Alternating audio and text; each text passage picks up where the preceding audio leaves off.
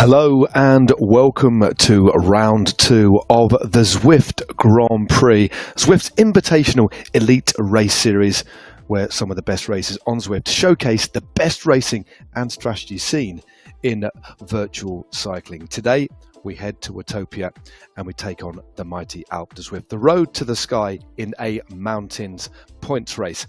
As said at the top, this is round two. A quick note, an important note indeed, about round one. Now, following a technical error in the event setup for round one, Zwift and the race commissaires took the difficult decision to annul the points in round one and not award any series points for the race. So instead, for the final race, round 7, we will have double points. So the final race of this Grand Prix series certainly will be everything to play for. Now, a person virtually alongside me who did run through the rule of the race that took place last week and who has been my partner in crime on many races on Zwift is Hannah Walker. Hannah, lovely to be alongside you for round 2 of the Zwift Grand Prix, because today is something pretty extraordinary.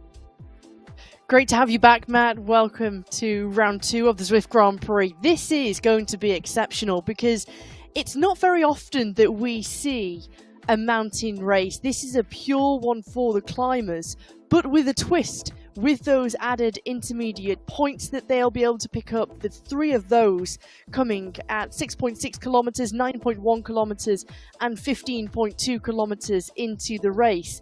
And then big points available at the finish line. Yeah, enormous amount of points available at the finish line to the first 80 competitors. Now, the little twist there, and we should mention this one, as you can see at the bottom there, for the first time ever in any Zwift race that I can remember anyway, Hannah, and I'm sure our producers would, I think it's the case, there was a cut-off. In the women's race, there was a cut-off point. Anybody 7 minutes behind the race winner, the first rider across the line, will not score any points. And in the men's race, which will be a little bit later on today, there's a 5-minute cutoff. But as you were saying, a lot of points available to the winner, 300 points on offer, all the way down to 80th place on the assumption that person finishes within 7 minutes. They get 5 points, but lots of points on offer at the intermediate sprint. 150 first, 75 per second, then 50, 40 and 35 points. A real interesting format, but the one format that, Hannah, that hasn't changed about this particular climb is that you are fighting gravity. Absolutely. And this is going to be one where those pure climbers are licking the lips at the prospect that today is very much in their favour. It's in their corner. And those teams who will have really looked at this Grand Prix series, Matt, and looked at where can their climbers play an integral role and, of course, make changes to the roster from last week's race, because, of course, the parkour last week, very different to what we'll have for round 2. So it's going to be very interesting. I'm excited to see how it unfolds, but also strategically, how do teams play this one? Yep, it's going to be a tough one. It's going to be interesting to see how they work it out. But without further ado, Hannah, let's kick off with our first 4 teams. Do you want to kick things off for us? Let's go for it. We've got the new team, Aber Synergy, who are new to this series. They've got Imogen Massey, Sarah Olim, they've got Laura Watopia. There's also got the Belgian Amelia Van Hove and Amelia Velter. 5 riders, 5 different nationalities. Then we head to Ionian, who we know very well, Matt. They've won the Grand Prix in last season. However, they've been one of the most dominant teams in esports racing for a number of years now. Within their squad, Katie Hill, Monali Keller, Angela Roberts, Ariel Verhaeren and Vicky Whitelaw. 5 incredibly strong riders for the road to sky. Then we have Beast Mode powered by Rose. They finished just inside the top 10 last year. 5 riders, all from Germany.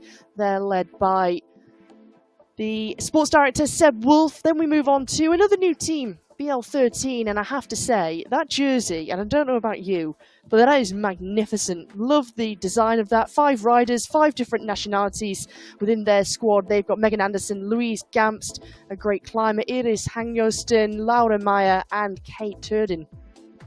Great stuff. Yeah, it's all about the merch. I think for further seasons of this, let's look at the merch for these teams, because that is a banging top. Moving on to Coalition Alpha in another rather fetching jersey. Top 10 last season. Reece Howell, a rider that we know very, very well indeed. He'll be looking, I think, to improve on that. But Alice Lethbridge and Nevin, we'll go Ruth Shiver and Stephanie Sidlick. They are riders with a massive amount of experience, but I think this particular course will suit Alice Lethbridge the most. Hexagon, another new squad for the 2023-2024 season. International flavour there with a French heart, Sandrine Etienne, Laurence Motas. Watch out for those riders. Movistar, again, a world tour team, have an esports team as well. They finished a very strong 4th last year, but that's a real Swedish flavour. But some of the strongest riders out there, as we all know, they perform very well, and they have one of the most well-drilled teams out there. So tactically, they're a team to look to. Next, last season, of course, well, they went around. We've had them in various iterations in the past, but they're a new squad for this particular season. Liz Van Hooling, I think, is the rider that's outstanding for them, especially on a circuit like this. Move on to Primor Race Without Borders. They've got Northrop, who will be leading their team, the American. Another new team, Sean Gallagher, the sports director, and Julie Abrahamson within their squad. Rocco Corba Collective, of course, the team that is owned and led by Ashley Moolman-Passio, the former esports world champion who won that rainbow jersey on Zwift. They've got Edward Green as their sports director. 5 riders, 2 from South Africa, Courtney Webb and Jules Cass, who will be leading that squad. Saris, 6th last year. They've got Jen Reel in the virtual team car, Gabriela Guerra. She had a great race last week, so I'm really curious to see how the Brazilian rider gets on this evening. Team Castelli, another new team within this Grand Prix. They've got Roberta Bassoni, Selene Columbi, Sophie Giovanni, Lucy Lisco and Elisabetta Rico within that squad. And Celine Columbi will be one of their big riders to watch. She's an excellent climber, the Italian. Yeah, let's see what impression they can make in their first season. Well, Team Swedish Zwifters, they don't really need too much of an introduction, but I'll introduce them anyway. They are stalwarts of the scene, came through the community races of Tour, of course. A slightly different feel to the team that we've got here, but Anna Imbring, I think, will be one of their main protagonists. She likes the climbs as well, and I definitely think they'll be looking to improve on the 7th place last season. Toyota Elite, 8th place last year, with Charlotte Colclough, Lucy Harris, Linda Klein, Amelia Mitchell and Natalie Stevenson. Charlotte Colclough, without a shadow of a doubt, should do well today, one would imagine. 2024, well, they've been around for a very long time indeed. They know how to race on esports. Emily Elric, Kristin Kulczynski, arguably the biggest superstar, I think, in esports racing without a shadow of a doubt. Lauren Quinones is there and Melissa Rollins, but if Kristin Kulczynski could have designed a course on Zwift, it's this one. Do watch out for the American superstar. And finally, to finish our list of riders of the 16 teams, we've got Wahoo Lacole, the runners-up last year. Of course, they'll be looking for the win, and they have a very good team. Watch out for Lizzie Brooke, especially on a course like this. And Laura Simnech as well is very, very strong. So that's all of the riders. I hope that has whetted your appetite. Next up is the course itself. It's 17.3 kilometers long. The climb itself is 12.22 kilometers in length, 8.5% averages, and pretty much meter for meter, gradient for gradient, matches that of outdoors. The fastest time on Zwift, on Strava, a woman has ever climbed this hill, this mountain, should I say, 35 minutes 18. That's a bit of a benchmark, but this, of course, is a completely different format. It is a points race. We'll see how they go. 30 seconds to go. They'll be in the pens warming up. I can really sense this anticipation building now, Hannah. I wonder how they're going to play this one. Absolutely, and I think we'll have some riders who, coming into this, will be feeling quite nervous, but with 10 seconds to go, the warm-up well underway, and just getting themselves prepared for that first intermediate sprint that will come at 6.5 kilometres. So we shall be looking in the pens very shortly. Warm-up, very, very important indeed. Just a reminder of the sprint locations where those intermediate points are offered for the first 5 riders to cross the line. The first one comes at 6.5 kilometres in, That's 10.8 kilometers to go. The second one at 9.1 Ks, and there we are. Finally, we have eyes on this beautiful multicolored field. Again, my first go at commentating this particular season. And we have an early attacker. It's Svartrom just moving off the front here, just out of the pens here. And then we've got a bit of a gently undulating run into the bottom of the climb. So really, when you look at the dynamics of this race and the way this race unfolds, the amount of time spent on the climb, there's not a lot of opportunity, Hannah, to rest up. So pack dynamics here, sitting in the field, watching and waiting, actually quite important in the very early stages of this particular course.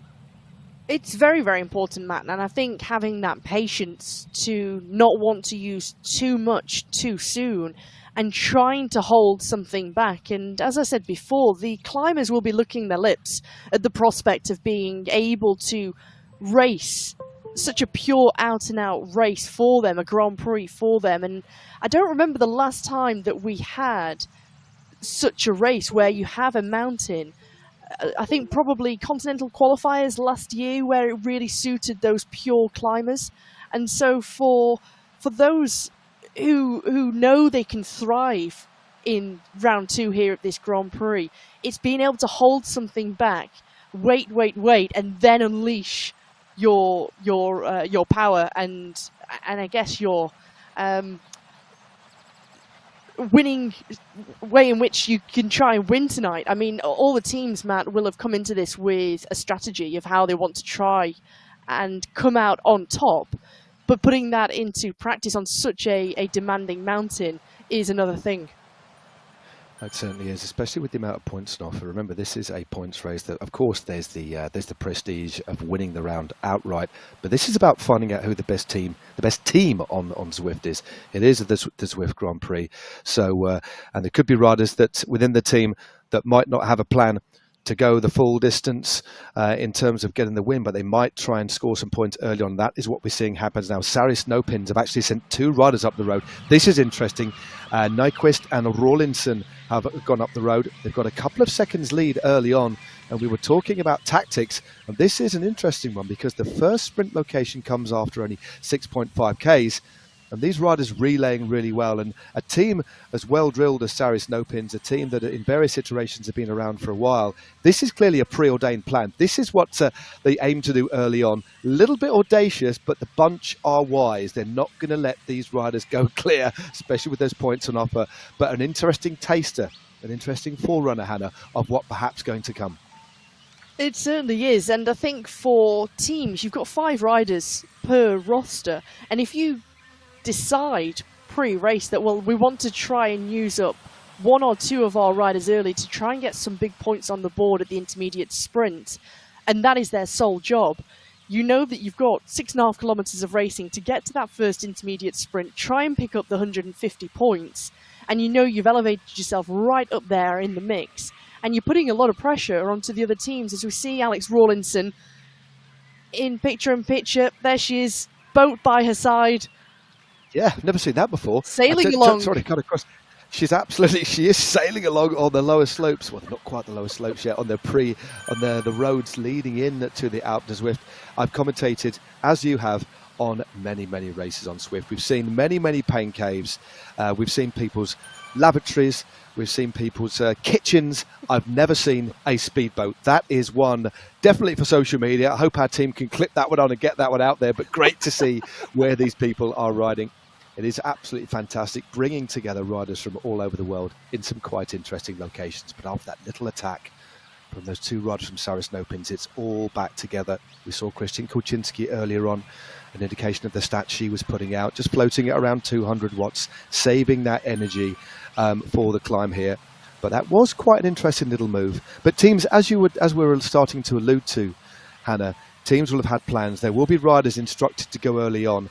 But if they do go early on, full on for the points, the first part, I don't think they're going to be able to sustain the effort over the top, although we might see a few surprises. Once you get into your rhythm on this climb, it's very difficult to peg it back because you have to put yourself into the red. So I am intrigued to see how riders race this one because we've never seen this format before. But unlike riding on the flat where you can surf the wheels a little bit, use the slipstream, it's all about gravity here. So you've got to have the legs to back the plan up. And I think it's having the physical ability to be able to back it up too, Matt. And I think it's also which attacks, when you see any attacks go up the road, which attacks can you let go and which do you immediately need to try and bring back, knowing that those riders have got maybe a handful of seconds, and you know that they're so strong that they'll be able to continue to build on the lead that they have. So I think in general, of all the 80 riders here in the 16 teams, they've got to play it very, very careful and make sure that they don't allow a rider and kind of almost rest on the laurels, letting riders get up the road thinking, well, we've still got X amount of kilometers to go. There's still those really steep gradients. And let's not forget, we've got gradients of 10, 11, 12, upwards of 14% that the riders will have to contend with. And they don't just come at the top of the Alpe Du Zwift here, Matt. They come sort of in the first quarter of the Grand Prix. They certainly do. Well, the first one is on the lower slopes of the climb. They're well into the climb when they hit the first one. A couple of Ks in. The first one, as we said, comes at 6.5 Ks in. That's 10.8 Ks to go. As we look at Kate Trin, looking at her stats there, hovering at about 230 watts, keeping it nice and patient. Now, we're actually formally on the climb, and the first part of the Alpe Du Zwift, as in the real world on Alpe d'Huez, is the steepest, and this is where it kicks up. It's over 10 or 11%, and we've seen some attacks. Vicky Whitelaw there as well. She's got Hill with her, two exceptionally gifted riders already piling on the pressure. There's a long way to go, but already riders attacking, or at least making a name for themselves at the front. And look at the watts per kilo. We're already seeing 6 watts a kilo on the lower slopes here. And already, Hannah, unsurprisingly, on these brutally steep slopes on the lower parts of the climb, some gaps are starting to open up. They are, and you can just see last week's, for me, one of the standout riders, Gabriela Guerra, the Brazilian rider, just trying to bridge across, sensing the danger.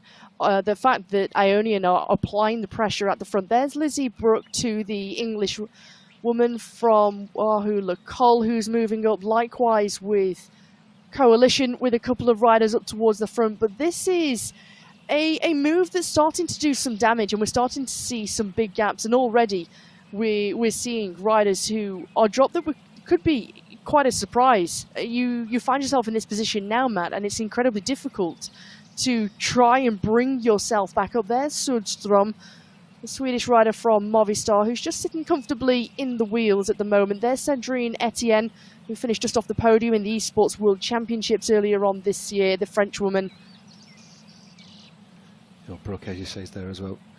As you see, Etienne is a very good rider. Of course, the World Championships, slightly different format. Really enjoyed that one. These are smaller races, people riding the long game, elimination.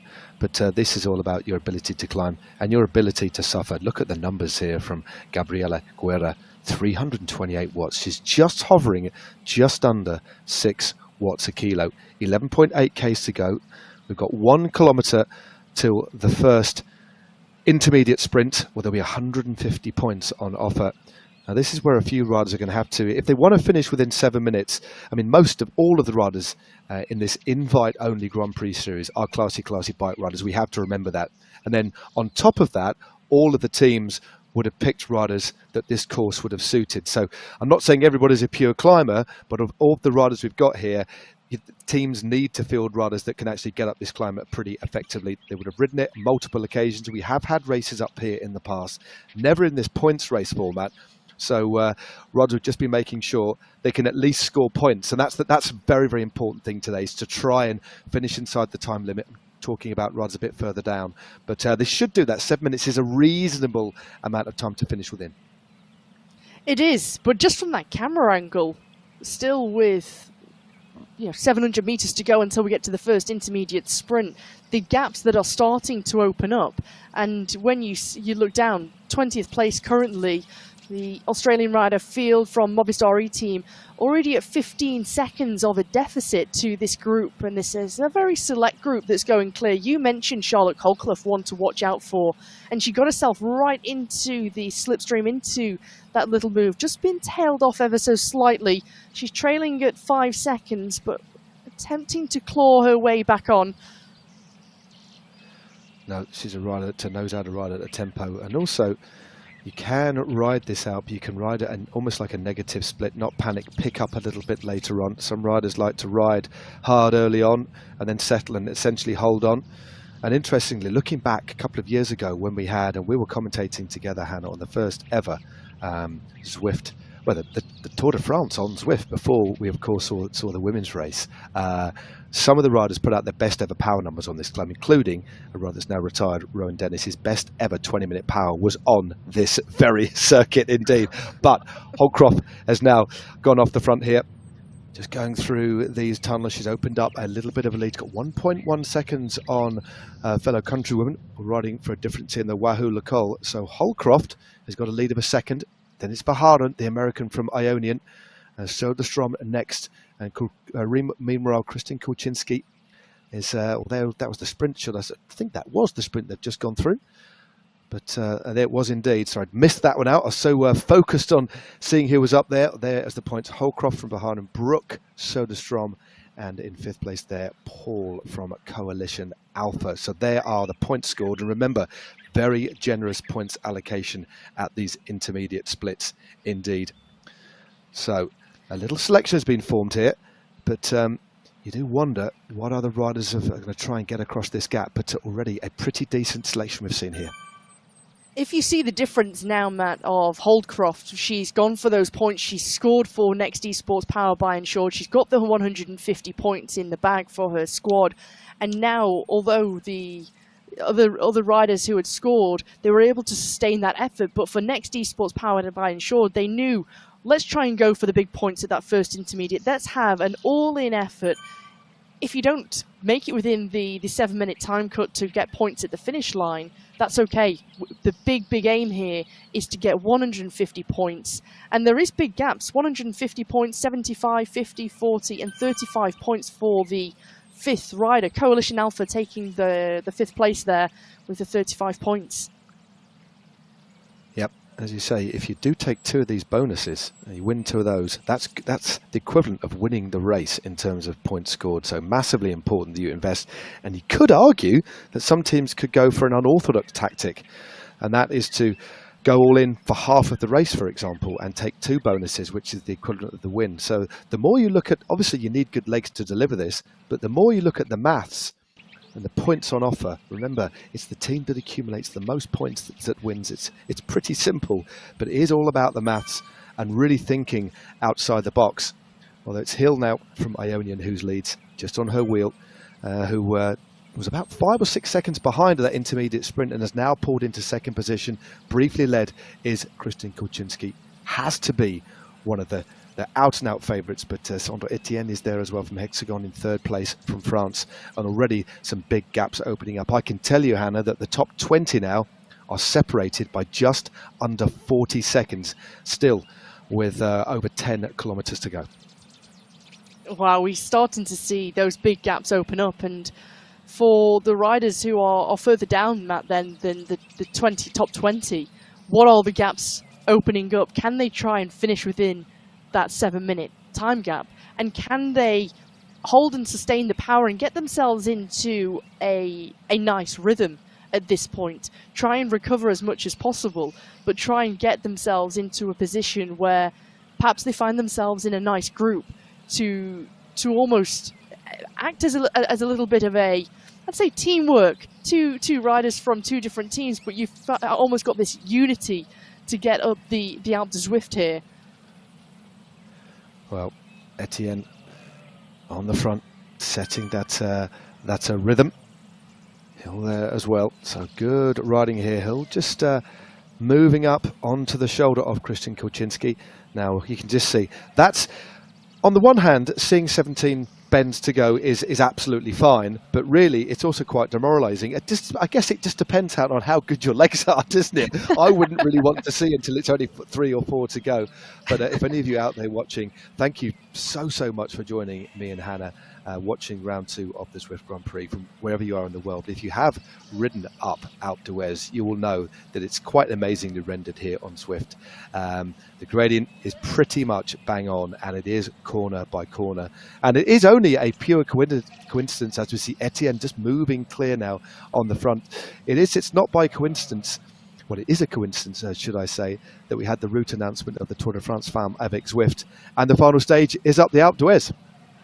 It is, and that was only announced yesterday, and like you say, just by coincidence, one day later, we're having the second round of the Zwift Grand Prix on the very climb that it is built upon. So it's very interesting, very, very exciting, and that Tour de France Femmes avec Zwift will culminate at the Alpe d'Huez. I'm going to say Alpe Du Zwift then, but it will be the Alpe d'Huez next year. Maybe one day we'll have a virtual stage. I'm sure Eric Min would be quite excited about that one. But well, some little splits happening now. Katie Hill was leading at the front there. She still is for the Ionian. Krista Kulczynski not too far. In fact, they're just spread across the road here. But it looks like, well, there we go. Lucy Harris has just caught up to this little group here. So good bit of ride. And the steepest part of the climb has done and dusted. It's an average gradient of 8.5%, Hannah. But there are some sections on this climb, if you're smart, where it actually eases ever so slightly, and there is an opportunity to get your breath, reconfigure, and get that little bit of slipstreaming as well. So if you are a lighter rider and you want to make your move, generally it's on the steeper parts, because you can sit on the wheels when the gradient gets between under 5 or 6%. It's very much changed as well, hasn't it, now that we've started to see such a select group of riders who have formed. Weissman and Paul are trying to chase the 4 who are currently leading now. But it all comes to, where do you want to use your power? Do you want to try and save something on those parts where you can get a little bit of respite and recovery? Or do you want to try and put the pressure on to those who will be already suffering and maybe put themselves into that red zone, Matt? And whether you want to take that risk, take that gamble. Weissman and Paul making good inroads. And of course, they've got that carrot to chase. They've got that motivation to try and bring themselves back into the frame of things. Saris with one rider, Coalition with another. Yeah, the teams are quite reasonably spread. Got, as you say, a couple from Ionian, Verhaeren and Hill. Saris have got a couple there, Weissman and Guerra. And we've got Paul on her own from Coalition, of course, Krista Kulczynski from the newly named Virginia's Blue Ridge 2014. There's the gap between our leaders. Well, this is a little bit further down now, as we see the French woman just rolling past it. That's Motas from the Hexagon team. She's currently sitting in 12th place as we get back to this little mid-group. There's still a couple of seconds behind. Nevin has joined this group as well. And this is your little set of chasers. Hill, Kulczynski, Etienne and Guerra and Paul are up the road. And this is a group number 2 on the road. But it's still certainly, well, there's a long, long way to go still. And certainly not all over yet as riders settle into that rhythm. And some riders might have had a plan just to go all in on the second half, others to go early. But right now we are seeing some enormous gaps opening up as we look at a group a little bit further down the climb now. You mentioned, Matt, the time of the Queen of the Mountain on Strava here on the Alpe du Zwift, 35 minutes and 18 seconds. And you would expect that was at a very controlled linear effort where the holder of that Queen of the Mountain was able to hold and sustain that power for that period of time and that duration. Whereas what we're seeing here is a very different prospect for the riders as it is a race, and those points and perhaps these surges that we'll be seeing. And it gives you a little bit of a benchmark of what to expect and how long this will take the riders to get to the top. Etienne has decided that she wants to just accelerate a little bit, opens her gap to 23 seconds currently. This is a strong effort from the Frenchwoman of Hexagon, I have to say. It's a bold move to go quite so early and to try and... Well, it certainly puts everyone under pressure, doesn't it? It certainly does. Well, there's the sprint. Do riders chase? Exactly. Well, she's certainly gone for the sprint there and taken another 150 points for the Hexagon team. Sandrine Etienne, an exceptionally good move there.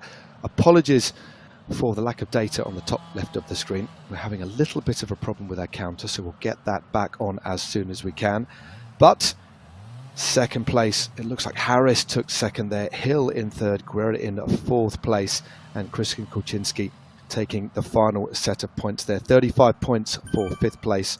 So Kulczynski scoring regularly. But look at the way that Kulczynski rides this. She didn't get involved in that surge. She kept that linear effort going. She generally, although she has worked on her explosivity, it doesn't seem to me as if she wants to get drawn into those little spikes of effort, because they are very, very costly. If you do sprint, it's very difficult to get back into rhythm again and to recover. And Kulczynski looks as if she's got a plan. And that right now is to ride her own race, Hannah, as we look at the confirmation of the points. Etienne, Harris, Hill, Guerra and Kulczynski, your top 5 on bonus sprint number 2. She's not getting involved in those games, is she? Or thinking to herself, well, where can I try and score big? If I can hold myself back here at the second bonus intermediate sprint, and then try and split this group, and I can go for the third intermediate sprint and then perhaps try and get big points at the finish line. It's a very smart way of riding from Kulczynski, and she's been spending her time not just preparing for the Alpe Du Zwift here for round 2 of this Grand Prix, riding virtually, riding in different and various races on Zwift in esports, but she's also been doing a lot of hill climbs in real life over in the USA, and really preparing herself well for an event like this. And of course that is a very different type of hill climb to what we're seeing here, because that's you against the clock. Here you've got a peloton, so to speak, that you've started off with, and so a very different prospect. But she's certainly come into this with very, very good form. As we see the overall points, Next Esports Power by Insured on 150 points, along with Hexagon Ionian on 125 points. Then we've got a drop of over to 75 points to Toyota Elite E-Cycling, Wahoo Lacole on 50, Movistar team and Saris No Pins joint with 40 points, with Coalition Alpha and Virginia's Blue Ridge both on 35 points. Well, one more intermediate sprint to go, and that comes, there's quite a big gap till we get to that one. That comes with about 2 kilometres to go before the finish. That comes 15 Ks in. Remember, the total race distance today is 17.3 Ks, as Katie Hill just sits on the wheel there for Ionian of Christian Kulczynski, continuing to ride, no doubt, out of the saddle. Her avatar's out of the saddle, and generally speaking, Christian Kulczynski does ride out of the saddle a lot. She has developed this quite unique style. She is so strong and has improved. And as you were just talking about, it's quite fascinating. She did actually, I think it was about a year ago now, maybe a little bit less, she sent me a message to say she'd been out for the very first time on a road bike and was out on the roads and thoroughly enjoying it. So just think about the importance of that in terms of what Zwift is offering people. It really is absolutely fantastic. As we look at Sandrine Etienne, the French woman, still out in front, and she has got quite a significant lead now. She's built a lead, whilst we've been talking about the points and the characteristics of other riders, a lead of over 20 seconds. You said it was a bold move, Hannah. 23 seconds is a pretty comfortable lead. Still a lot of this Alpe Du Zwift to go, but that is a commanding lead. She's even been able to hold on to that lead of 23 seconds despite the accelerations towards that second intermediate sprint, Matt. And so that in itself is incredibly impressive, and the way she's holding her power so well and holding that at 5.4 watts per kilogram, her heart rate at 176 beats per minute, just to give you some indication of just how hard Sandrine Etienne is having to work here to try and maintain this gap. But it's a bold move, but it's also where do the chasers try and make the move to make some inroads to Etienne? And also, do they want to? Do they want to try and risk going so deep into that red zone, into such a deficit where in the end they end up not scoring the points that they were hoping for, and it actually works into the favour of the other riders who are within that group. So perhaps now we might have a stalemate in that chasing group that is currently being led with Katie Hill, Guerra, Harris, Kulczynski. Paul a little bit further behind, only a handful of seconds between the German rider of Coalition Alpha and Weissman of Saris Nopins. Here they are, they just round the left-hand hairpin. Motas just sitting on the back of that duo. There she is, the French woman. Yeah, they're about 10 to 1. The Motas is about 10 seconds behind. So not all over yet, so all to play for in the top 10. Big points on offer, of course, as the points slide down. Remember, the first 80 riders will score. Everybody will score as long as they finish within 7 minutes of the race winner. And at the moment, with a commanding lead, is Sandrine Etienne of the Hexagoni team. She's absolutely flying. Katie Hill, as you can see, just moving through to the front. And Gabriela Guerra of Brazil, they're in third place. Lucy Harris not too far behind. And Kristen Kulczynski. We're looking a little bit further down the mountain now. And a little group containing a teammate of Kristen Kulczynski, Elric of Virginia's Blue Ridge. They're over a minute behind now. But the altitude, well, there's no altitude, of course, in the virtual game, but you can almost get a sense of the cooling air here as we're moving in through to the snow line. The environment around completely starting to change here. And as we look a little bit further down the mountain at a big acceleration in this second group, a little bit further down, starting to splinter now. You say that there's no altitude in terms of IRL in real life for the riders here, but they do have 1,052 meters of elevation to climb. And when you say that they have that amount, just over a kilometer of climbing within 17.3 kilometers, it really is a beast, isn't it? No, it certainly is. Looking at some various riders spread all over this mountainside now. Top 20 riders split over 1 minute and 24 in position number 20. It's Shear of the Coalition Alpha team. Looking at Alice Lethbridge here. She's a little bit further down. Lethbridge, in fact, is outside of the top 10, so not having the greatest of days today, but a very talented rider. Again, sometimes if you're not riding at 100%, Hannah, you can sit in the wheels, you can float you around and think about the way you ride, really conserve your energy. But save for the opening 5Ks when you are sat in the relative safety of the peloton, this climb just takes no prisoners at all. You are essentially on your own, and you've just got the ride to ride at the pace that your body will allow. It really exposes you as well, doesn't it? Because if you are on a bad day, or perhaps something in terms of the plan, the strategy, the tactic didn't go the way you were hoping, there's no way to try and rectify any mistake at all. But I think when you take a look at Coalition Alpha, for example, within the top 20 at the moment, they've got 4 riders of their 5 who are sitting in the top 20. The fourth of those is Shear. She's at 1 minute and 24 seconds at the moment. So in terms of point scoring, despite not having a rider who is in that leading group currently, they're still in a very, very strong position. Likewise with Ionian, they've got 3 riders within the top 20. Saris with 2 riders of Guerra and Weissman. So actually, in terms of the point scoring come the finish, as long as they finish within that 7-minute marker, they're putting themselves right up there into a position where they could challenge for the overall team win tonight. No, definitely. It's all about grouping, isn't it? Of course, going for the intermediate points. There's a lot of points on offer, but if you can stick together and try and ensure that your riders finish as highly up as possible, that's definitely the way to play it. But of course, on a course like this, that is easier said than done.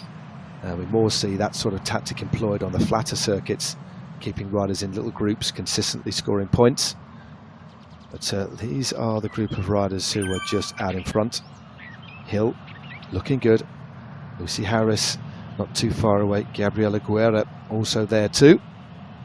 And Kristen Kulczynski keeping it nice and patient. But Sandrine Etienne is the rider still out in front with what is a commanding lead. So Hill setting the tempo from this little chasing group, and out in front with a lot of tarmac between her and the chasing runners is Sandrine Etienne. She is absolutely flying. We wondered if she'd stolen a little bit of a march, gone a bit too early. Only time will tell. Again, I will apologise again Hopefully we'll get sight of the corners to go. Our timing, or our distance to go has been stripped out. We'll get that replaced as soon as we can. But most of us know this climb pretty well. I was going to ride it today, but I've got a little bit of a cough, so I thought I'd better not. I wanted to keep myself in a nice bit of form to commentate on this one, but the road just continues to rise right deep into the slow line now. You can look back down the mountain there, Hannah, and nobody is in sight. This is so impressive, and I have to say, and I have to be honest, I didn't expect someone to go quite so early and be able to hold on to this sort of lead for such a long period of time against the best Zwifters in the world here. This is incredible from Etienne. There's no doubt about this, that this year I think she's had a real breakthrough season, and I think that all culminated probably from the encouragement, the motivation that she got from that 4th place at the Sports World Championships on Zwift earlier on this season. But that's of course been building through many Grand Prix, different racing leagues that she's been working towards. And I think from that 4th place, just missing out on a medal for Etienne. And you can see now she's grown her lead to 44 seconds at the moment, the rider in the orange jersey from Hexagon. You see the way in which she's built throughout this season, and I think she's taken so much confidence throughout this past year and a half, which has been just so impressive, and she's not afraid to change something up, to try something new, and perhaps not afraid to, if it doesn't go to plan, if it does fail. It's a very, very bold, audacious move. It certainly is, and she's clearly confident, and the fact that to metre by metre she's taking more time is mightily impressive. But yeah, that she must have missed, although I'm no doubt she would have been pleased with 4th, she also would have been a little bit frustrated. But this is Kristin Kulczynski, who's actually trying to make a move from the second group on the road. She's 42.3 seconds behind, and here is the stats of the American. 306 watts. And remember, looking at how light some of these women are as well, when you look at those numbers, they are putting out enormous power to weight ratios. They really are. Kulczynski currently is starting to lean on it. But out of all of the top 10 riders, she's kicking out the most watts, 6.2 watts a kilos now. And she appears now to be making some sort of move. 4.8 Ks to go.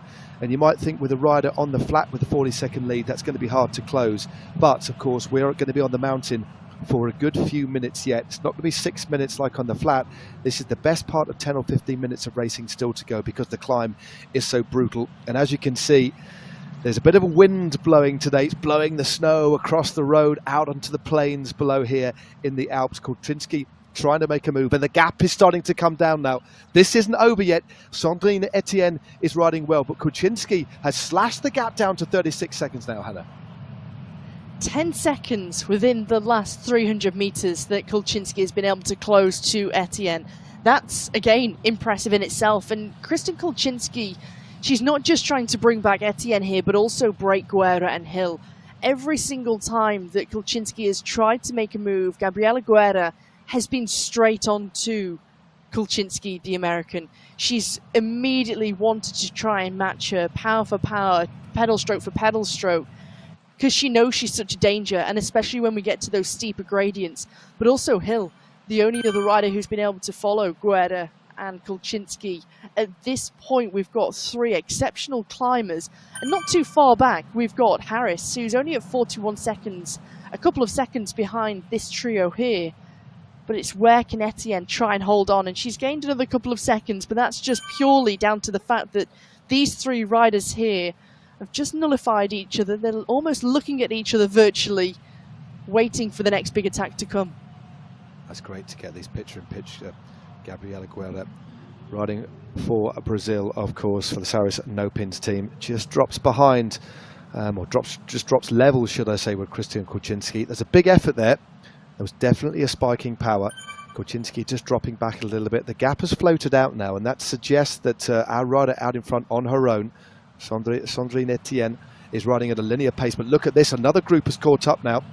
So Harris now joins the group. Lucy Harris is now in the midst, goes straight through to the front for the Toyota Elite Cycling Team. kicks past and picks up the pace again, and there's immediate response from Christian Kulczynski, who seems to want to go again. Still 4.1 kilometers to go. These last few Ks are interminable. It's almost taking an absolute eternity as Kulczynski leans on the pedals again and again tries to break clear of the rest, but there's a strong response behind, particularly from Guerra, who's having a superb ride today, Hannah. She certainly is, and once again, that was the immediate reaction, knowing that Kulczynski had started to accelerate, and knowing that if you give Kulczynski 3, 4, 5 seconds, she'll try and capitalise with that. She'll try and take your arm and try and gain as much time as possible. And so you're starting to see almost this cagey affair start to unfold between these four riders. Harris at the moment, she's really being put on the limit. She's clawed her way back on. She's made it into this first chasing group, but with each and every little acceleration that's happening between Kulczynski and Guerra, and then Hill, who's also matching, Harris begins to lose a second or two here or there. Yep. So this is a heck of a ride. It really is by Sandrine Etienne. Holding steady. This is the chase group behind. You can see how deep the snow is. Almost as deep as the ski poles, as we look again at Etienne out of the saddle. Pretty decent pain cave that she's got going on there. Out of the saddle, leaning on it. So this is the style that a lot of riders adapt on Zwift when riding indoors. Out of the saddle, high torque, low cadence, very effective.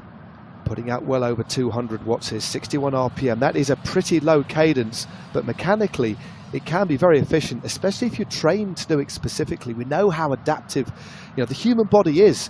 And quite often on the road you might look at that and say, that's a pretty low cadence. But on Zwift in particular, Hannah, it really does work. Some of the best proponents of esports riding on Zwift do this technique.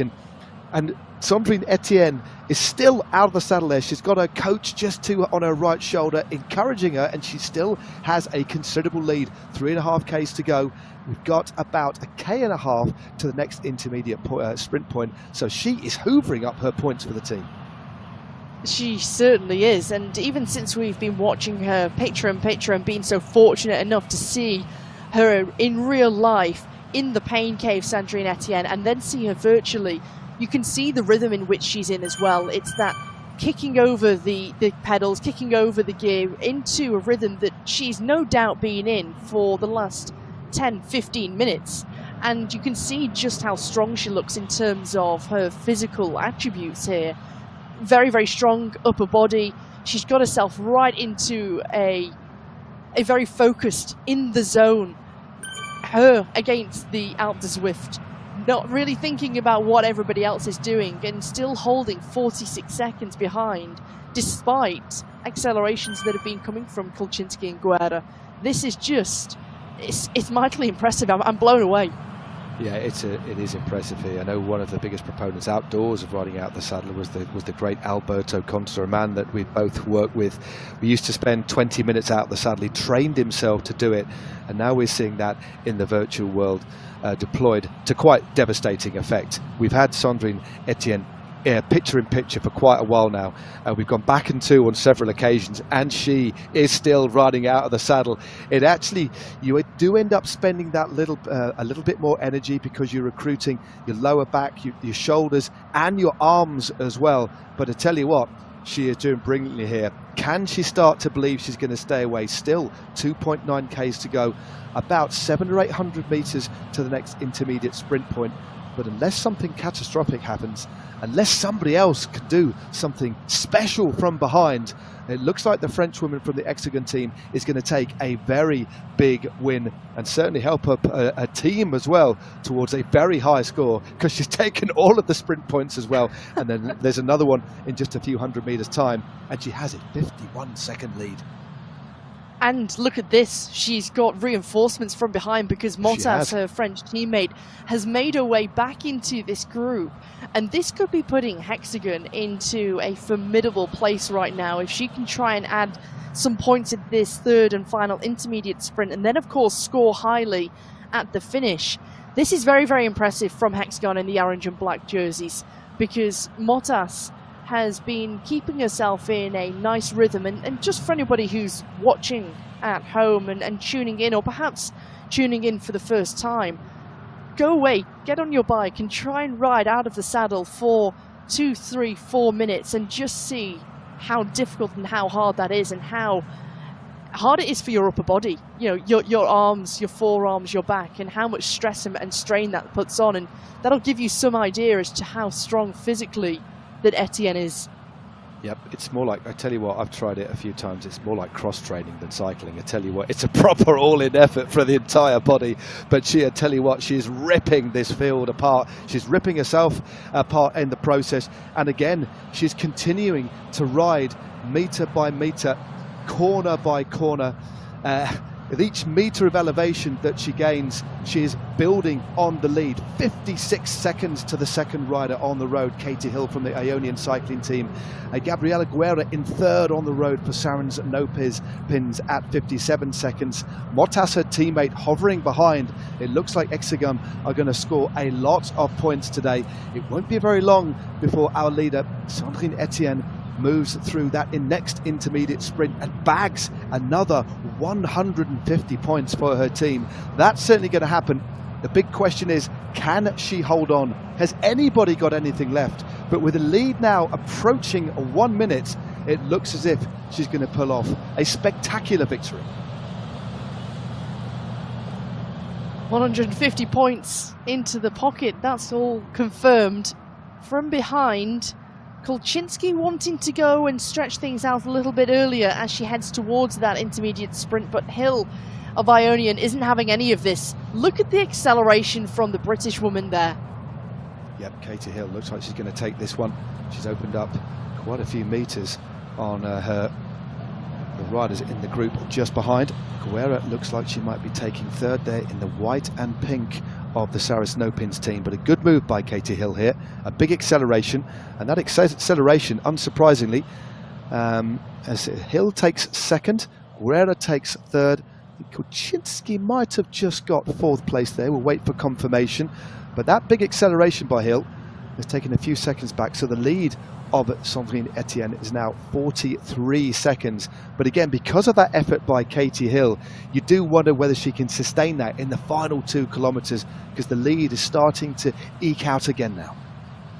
And especially as we start to see the road rise once again, and we're starting to see those double digits in terms of the percent of the gradient, and you'll see again 12, 13, 14% for this final part. So it's what you've got left in the tank. Sandrine Etienne with 150 points for Hexagon. Katie Hill taking 75 points for Ionian. Gabriela Guerra for Saras No-Pins taking 50. Kulczynski adding 40 to her previous 35 points that she scored. And Motas giving Hexagon another 35 points, 185 points scored at that third bonus sprint. Well, it's a good day so far for Hexagon.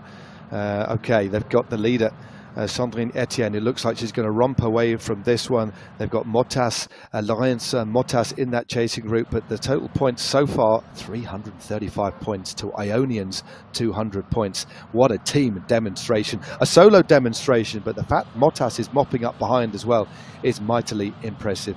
So Sandrine Etienne is getting towards the point on the climb where the gradient lessens ever so slightly. You can just see the speed she is moving at now, still hovering at about 5 watts a kilo as we look again at the confirmation of the team points so far. I honestly don't think that is going to change the way that Hexagon are riding. She's going to get maximum points across the line if she holds on to the lead. But with 1,500 metres to go, Hannah, she still has a lead of 45 seconds. What a demonstration. But just behind now, gap starting to open amongst the chasers. Gap starting to open up. 8 seconds currently to Harris, Motas, Kulczynski. Has Kulczynski done a little bit too much too soon, where we saw on those previous hairpins where she was really trying to do some damage to the group, the chasing group that she was in? Is she now starting to pay for the big accelerations that she was trying to put the pressure under her rivals? Because now the gap opening up once again, and it's only going southwards. It certainly is. Kulczynski There's one thing that you do know, regardless of how she's doing in terms of form, she will give it absolutely everything. She's clearly going well, but she's dropping away ever so slightly. But one thing is for sure, she will not give up the fight. Still just over 200 watts. You can just see the rider in front of her. She's got the crosshairs set on Laurence Motas of Hexagon, who's riding in 5th place. So Kuczynski, who we're focusing on now, is 6th place on the road. And she's got a reasonably decent gap. She's got about 16 seconds to Paul from the Paul from the coalition team, sat in 7th place. And the top 20 spread over 3 minutes and 50 seconds now, Hannah. So I do think we aren't going to see all of the riders scoring. 1.1 kilometers to go now for Etienne, as we continue to focus on Kuczynski. And these are the chasers. What a ride by the Brazilian from Saris Nopins here. 43 seconds is the gap, and Katie Hill holding on to the wheel of the riders from Saris Nopins. There's a real furious battle for 2nd, 3rd and 4th and 5th on the road here, Hannah. I think Guerra and Hill have been the two riders where they've been the epitome of patience. They've not made any big accelerations to try and make attacks, to try and split things up and to try and put their rivals under pressure, but they've done a lot of following and playing that patience, and now they're really starting to be able to capitalise on the fact that they've still got something left in the tank for this final kilometre to try and drop their rivals, but also make sure that they score highly. And whilst Sandrine Etienne is going to go on and take the 300 points at the finish line, there's still big points. 280 points for 2nd, 260 for 3rd, 245 and 230 for the top 5 riders that will finish here on the 2nd Grand Prix. Yeah, we certainly know that probably at least the top 30 riders are definitely going to score. But it's all about how fast Sandrine Etienne continues to ride, because the faster she rides, the more riders that won't finish within 7 minutes of her. So that'll be right at the very back of her mind. She probably won't even be thinking about that little statistic, of course. It's all about making sure she can continue what has been a nothing short of magnificent the ride today. A demonstration of raw power and confidence too, because she has shown everybody on this mountain. The biggest climb, of course, in Watopia, the Alpe Du Zwift. Bend for bend, metre for metre, replicating the mighty slopes of the iconic Alpe d'Huez in the French Alps. It's been a magnificent ride by this French woman today. Still got 44 seconds, but this is going to be a famous victory for her. It's going to be an exceptional victory, this one, Matt. I mean, I've never seen anything quite like it. For a rider to go quite so early and to be able to hold off some of the best esports riders and climbers in the world on the Alpe Du Zwift here, this is just nothing short of incredible, amazing. And I have to say, this is going to give Hexagon and Sandrine Etienne so much confidence going forward in the Zwift Grand Prix, but also towards other series too. But this behind Kuczynski is alongside Paul, the German rider of Coalition. Coalition with 2 riders in the top 10. There's Stephanie Sidlik, who sits in 8th, and still Etienne, she's not sitting up. She's not knowing that she's got such a time gap here, Matt, of 45 seconds. She's not letting up the pace at all, and she's going to put a lot of riders out of that point scoring zone of the 7 minutes. She certainly is. Well, she's about to ride to victory here. Sorry, I disappeared off just a few moments ago, but I'm back again. And this woman, well, she's been at the front all day. Sandrine Etienne has destroyed this field. A demonstration of raw power. It's a magnificent time. There is the time cut on the left-hand side. That clock will start when she crosses the line. But the French woman, Sandrine Etienne of the Hexagon team, takes the mountain points race here.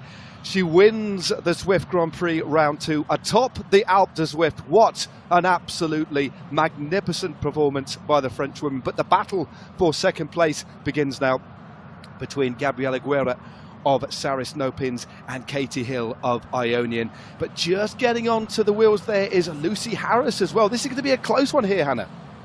This is going to be a close one. What has Guerra and Hill got left, and what has Harris got left? Because she has been fighting all the way, as now we see Guerra open up upwards 10.4 watts per kilogram. She's wanting to try and take this 2nd place here. That's a real steal for the Brazilian. She backs up the amazing ride she had last week with Katie Hill coming in 3rd. Superb ride by Hill there for third place. Coming across the line in fourth is Harris of the Tota Elite team, and Motas crosses the line fifth place. So first and fifth for the Hexagon team as we look here at Kristen Kulczynski. A brave battling performance by the American. Of course, she loves the climbs. It's not going to be the win for her today, but nonetheless, important points scored by the rider from the Vidinya's Blue Ridge 2024 team. She's got a teammate not too far behind as well. Elrich is currently on the mountain riding at 11th place, but Kulczynski solid as ever. Certainly not the performance I think she would have wanted, but a solid top 10 position nonetheless, Hannah, as the clock continues to count. The clock's ticking down. We see the pumpkins at the roadside, but Kulczynski, again, another rider who wasn't afraid to give it a go and to really work towards her attributes. There goes Stephanie Sidlick. She crosses the line for the line for Coalition Alpha.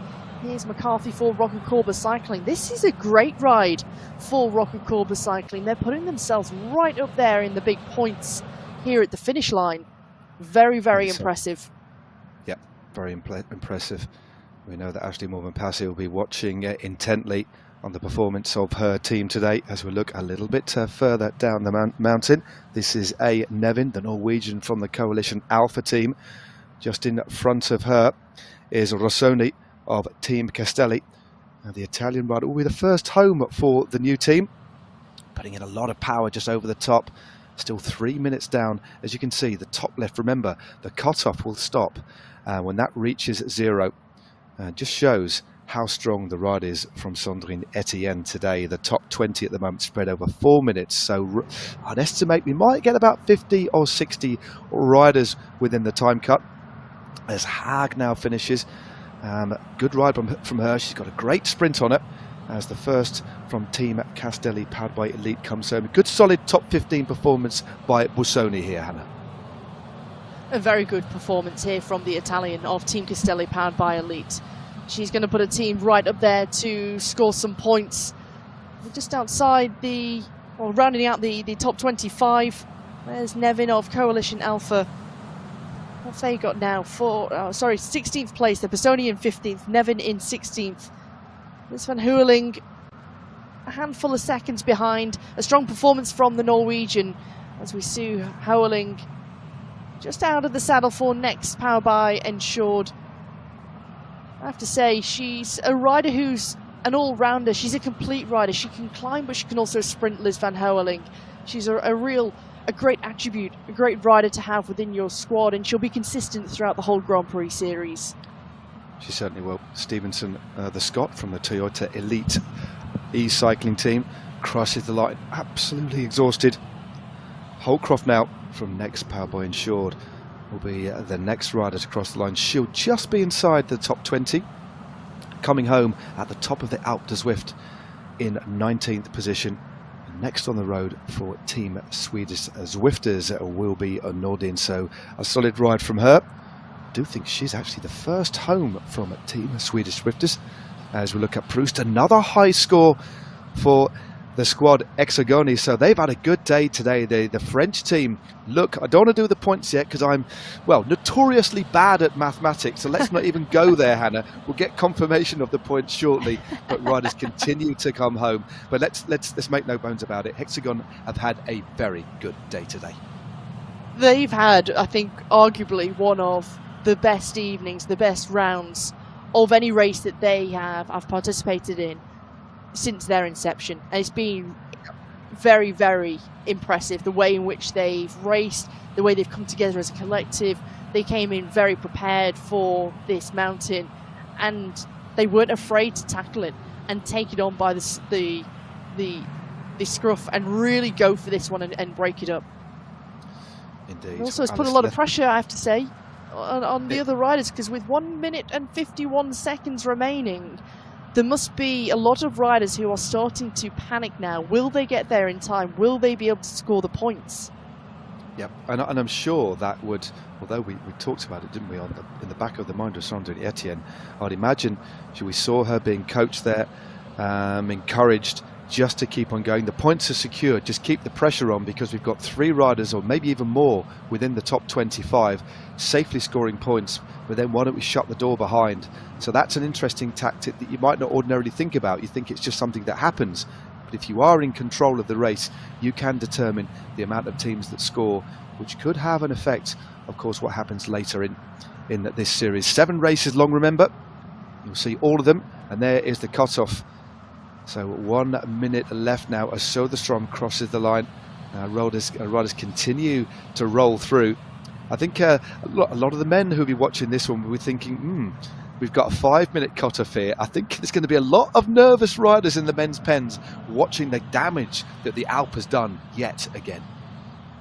And do you stick to your strategy, your tactic of how you want to come in? And I mean, I keep saying about the strategy. It's also about the physical effort that you have physically got inside you to be able to compete here on the Alpe Du Zwift. Massey has 24 seconds to be able to get to that finish line. It's almost cruel, isn't it? What has she got left? Oh, this is awful.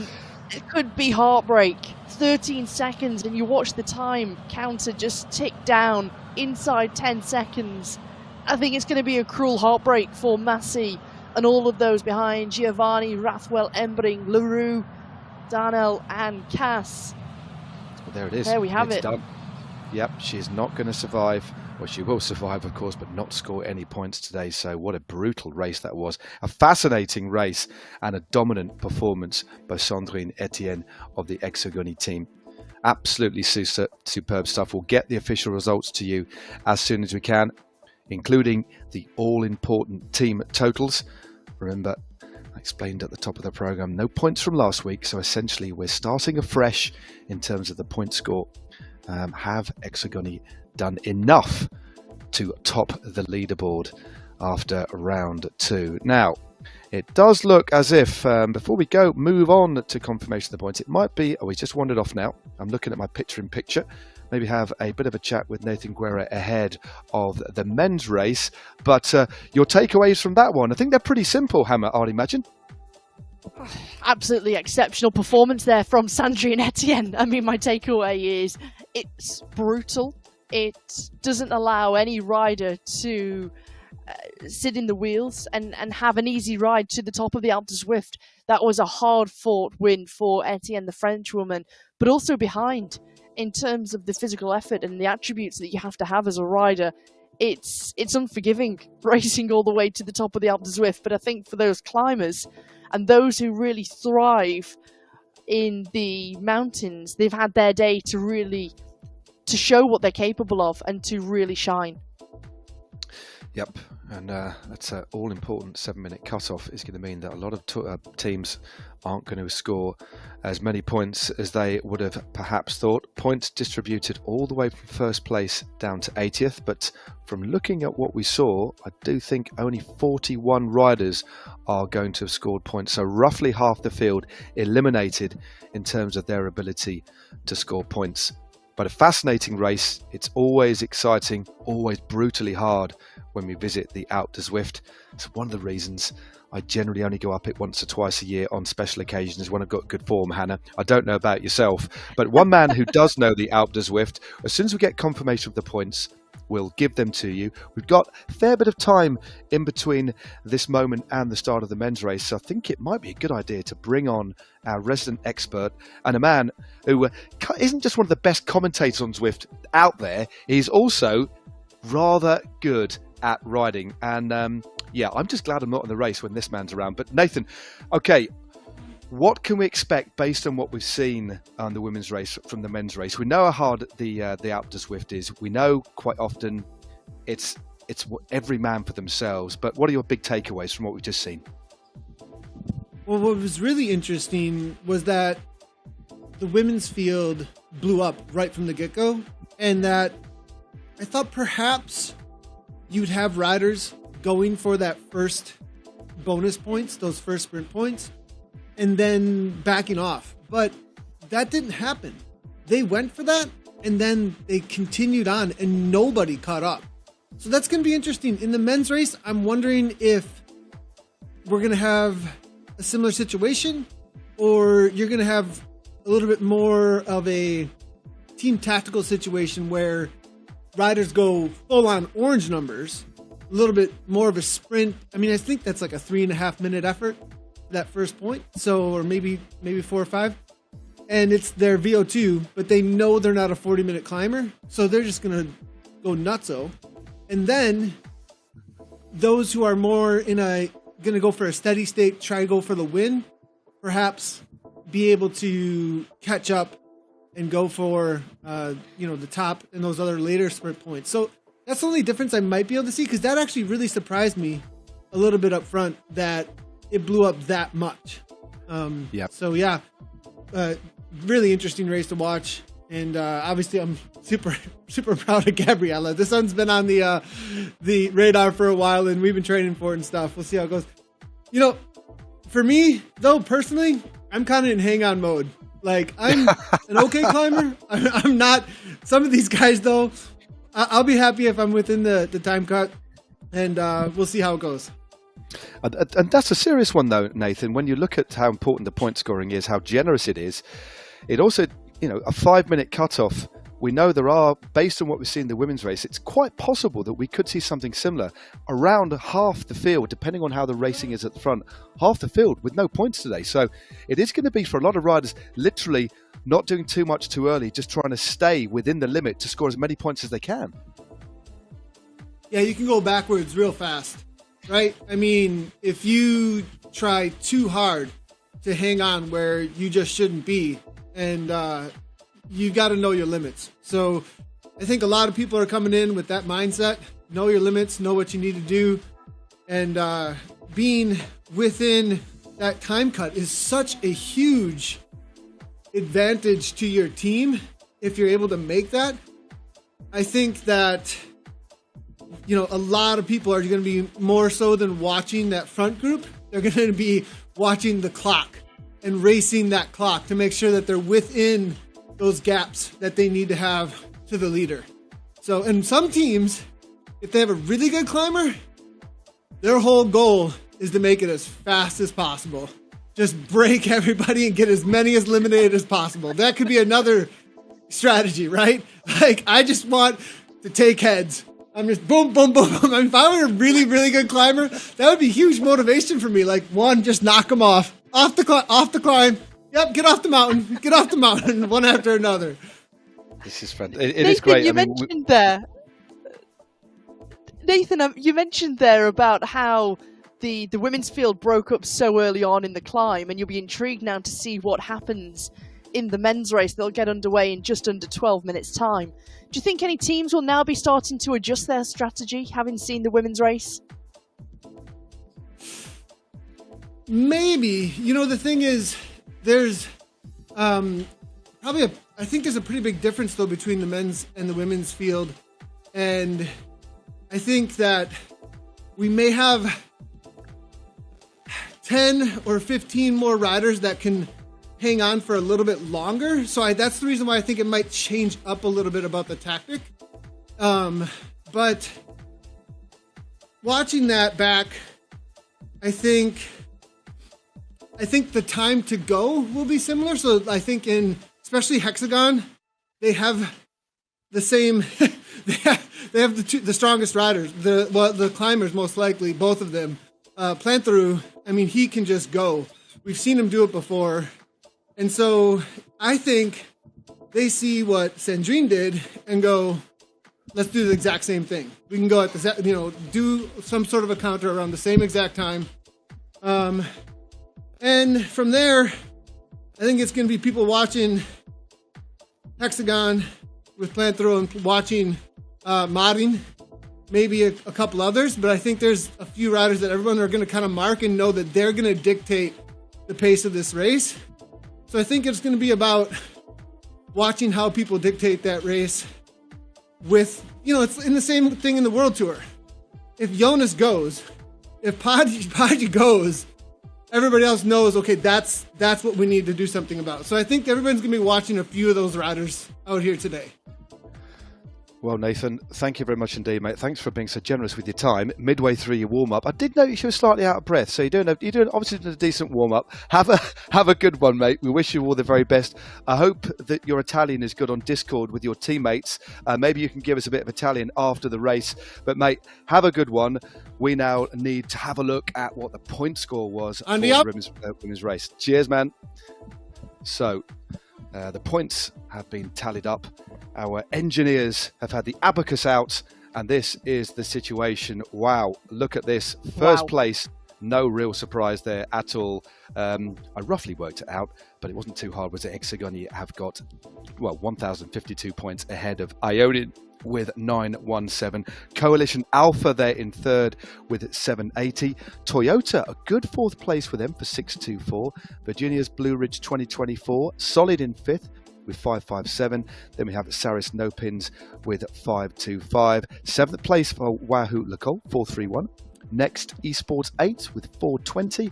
Ninth place, Team Swedish Zwifters with 306. Then we have Movistar, Team Castelli, Rocco Corba, Beast Mode, Abus Synergy, BL13, Power by Level Yield, and then Primos PWB, of course, the Race Without Borders squad in 16th place. Unfortunately, no points for that team tonight, but that is the final tally, and a quite dominant performance, unsurprisingly there, Hannah, by Hexagoni.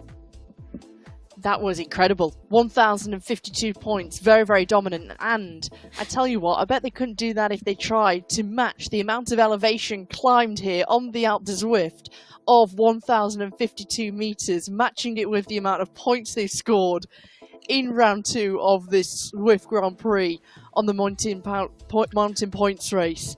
But overall, exceptional teamwork, exceptional performance.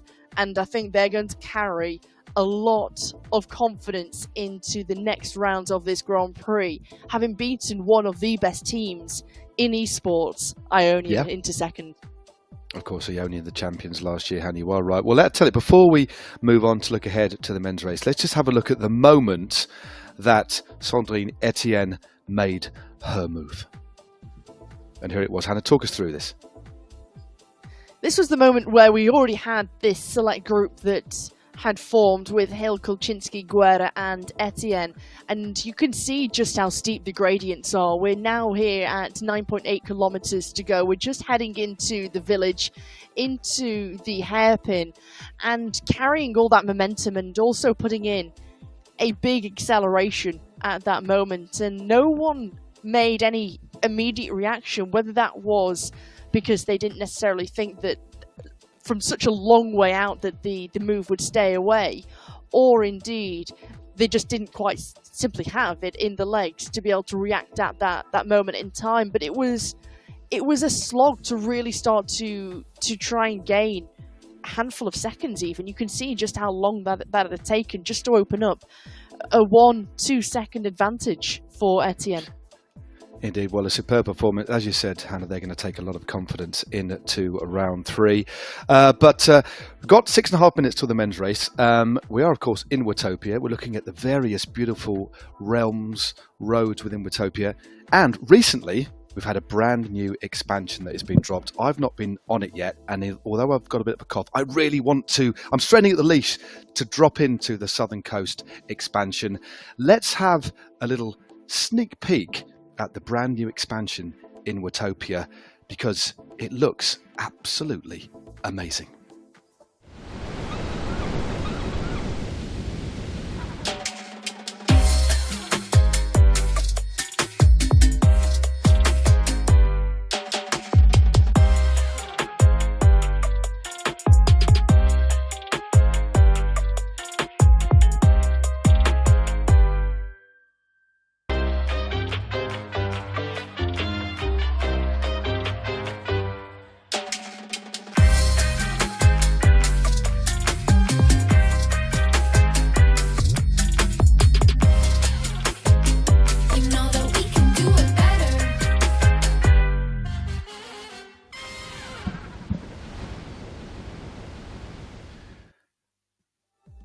don't know about you guys at home. I was doing a little bit of a samba around my back office to that music and booking a date to hop on board in the new Watopia expansion. The Southern Coast, well, you got a flavour it there. Please dive in as soon as you can.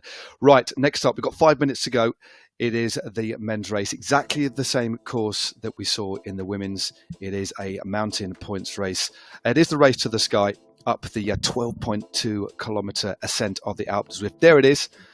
There's all of the stats you need. 3 intermediate sprint points along the way, offering up 150 points, 75, 50, 40 and 35. And the cut-off for the riders today, as soon as the winner crossed the line, the clock will start. And anybody who finishes outside of 5 minutes behind will not score any points at all. And we saw half of the field essentially eliminated in the women's race. Hannah, let's kick things off and have a look at our riders today with sheet number 1. We've got Aber Synergy, the team who finished 3rd overall last season. They're headed up by Joe Pirot. It's an all-Belgian squad that is the first team to get underway. Beast Mode powered by Rose, a new team here in the Zwift Grand Prix for German riders, with Ben Nordstrom, the rider from the USA, making up their 5th rider. BL13, a new team, and again, a very dashing jersey. It's pretty buzzing, that, isn't it? They've got Michael Gantz, David Griffiths, Josh Harris, Joel Lewis, Andy Nichols within their squad. Nichols, a great climber in his own right. Watch out for the man from the United Kingdom. We've got our defending champions, Coalition Alpha, who were 1st overall last season. They've got Reese Howell in the virtual team car. They've got 5 riders, 5 different nationalities. Anna Jacobs, Ollie Jones, Mikhail Kaminski, Spencer Segerbrucker and Lionel Villasin, the Belgian. Watch out for that squad. They've got plenty of firepower, horsepower within their roster of 5. Take it on to the next page. Cheers. Yes, we're going to have to rattle through these because we're racing soon. Deepak Elite, another new team. A couple of Welshmen in the mix. Daniel Pettinger is essentially, as we say in football, a player manager or rider manager. We've got Tom Burns in the mix there as well, Fabian de Evola. A new team as well, Foudre Puncheurs Coalition. Primarily French chaps in that team and a German. They'll be looking to impress. Hexagone, can they do as well as the women's team? 8th last year. Well, they've set the bar very, very high indeed. Sebastian Avo and Berk Kayin there from Turkey. Movistar, regulars to esports, of course, well established now, but watch out for Harvard Ledners and Vidar Mel and Kiel Power. Pim van Diemen might prefer the flatter roads, but might have his work cut out today. And also watch out for the Spaniard Miguel Angel Andres. Okay, next up. Next up, we've got the team who finished just off the podium in the overall Grand Prix series. 4th overall, it's Next Esports, powered by Insured. They've got Scott Cantanzaro, the rider from the USA, who finished 8th at the UCI Esports World Championships. He leads that squad of arguably one of the strongest teams on paper tonight with their 5 riders. Then we've got Primo, the squad that's led by Sean Gallagher, Jakob Andreessen, the British rider who will lead their 5 riders. 4 Irishmen who make up the rest of the roster. We've got Restart, who's a new team with Charles McCarthy in the virtual team car. Then we've got Saris. So 3 new teams within this page. All 5 riders of Saris from the USA. Holden Komu, an exceptional climber. He is indeed. Well, our final page of teams before we kick things off, Team Castelli. The man needs no introduction. He's the only American rider in the Italian-led squad. Nathan Guerra, let's see what he can do. We'll have Benedetti, Gaffuri, Panizza and Severa with him for company. Team Swedish Swifters, 12th overall last year. They'll certainly be looking to improve on that. Stefan Kirkmare, I think it's fair to say, would be their main rider there. Toyota Elite, the runners-up in 2021-2022. Watch out for Brad Guveres. He is an exceptionally talented rider from South Africa, backed up by a multinational team. And then finally, 5th overall last year, managed by Fuel Davis, is Wahoo Lecole. And they have a very strong team, of course, containing the world esports champion, Bjorn Andreasen. Watch out for him in the unmistakable rainbow bands. Right, without further ado, Hannah, let's kick things off. Hopefully, we'll head to the pens because in 30 seconds' time, they'll be tackling the mountain points race. Round 2 of the Zwift Grand Prix. The road to the sky, the road to pain, the road to glory, the road through the snow. Who's going to take, though, the road to victory. 15 seconds to go, Hannah. Here we go. They're warming up on the grid. And there's the rainbow bands. That's what we want. That's what we wanted to see. Oh, it's splendid, isn't it? And to see those rainbow bands in this Grand Prix is fantastic. And having Bjorn Andreasen, and especially after last week, where he performed so well, winning individually, crossing the line first, winning the round in round one, exceptional. But tonight, a very different affair. Indeed. Well, the countdown is done, and our riders are off. Will we see anybody go early? I very much doubt it. We're looking at the stats of Andreasen, just looking at, remember, the Zwift racing has really evolved over the last few years. It really, really has. I remember commentating in the very early days. Although they're very, very quick starts, this is a relatively modest start because of what's to come. We used to see riders kicking out 800-900 watts from the very beginning, but with the Alpe Du Zwift looming in about 5 kilometers time, Hannah, this is just about bedding in early on. It's no points for bravery this early on. It's just making sure you're in a good position in the pack. You're feeling okay, but in these early stages, conserving as much energy as you can. Although we've got the Evola, who's already just slipped off the front, the Belgian, running for D-Pack Elite, but he's clearly setting a decent tempo at the front. But as we continue to look at the stats of Andreasen, but these early stages, all about staying as calm as you can, I think.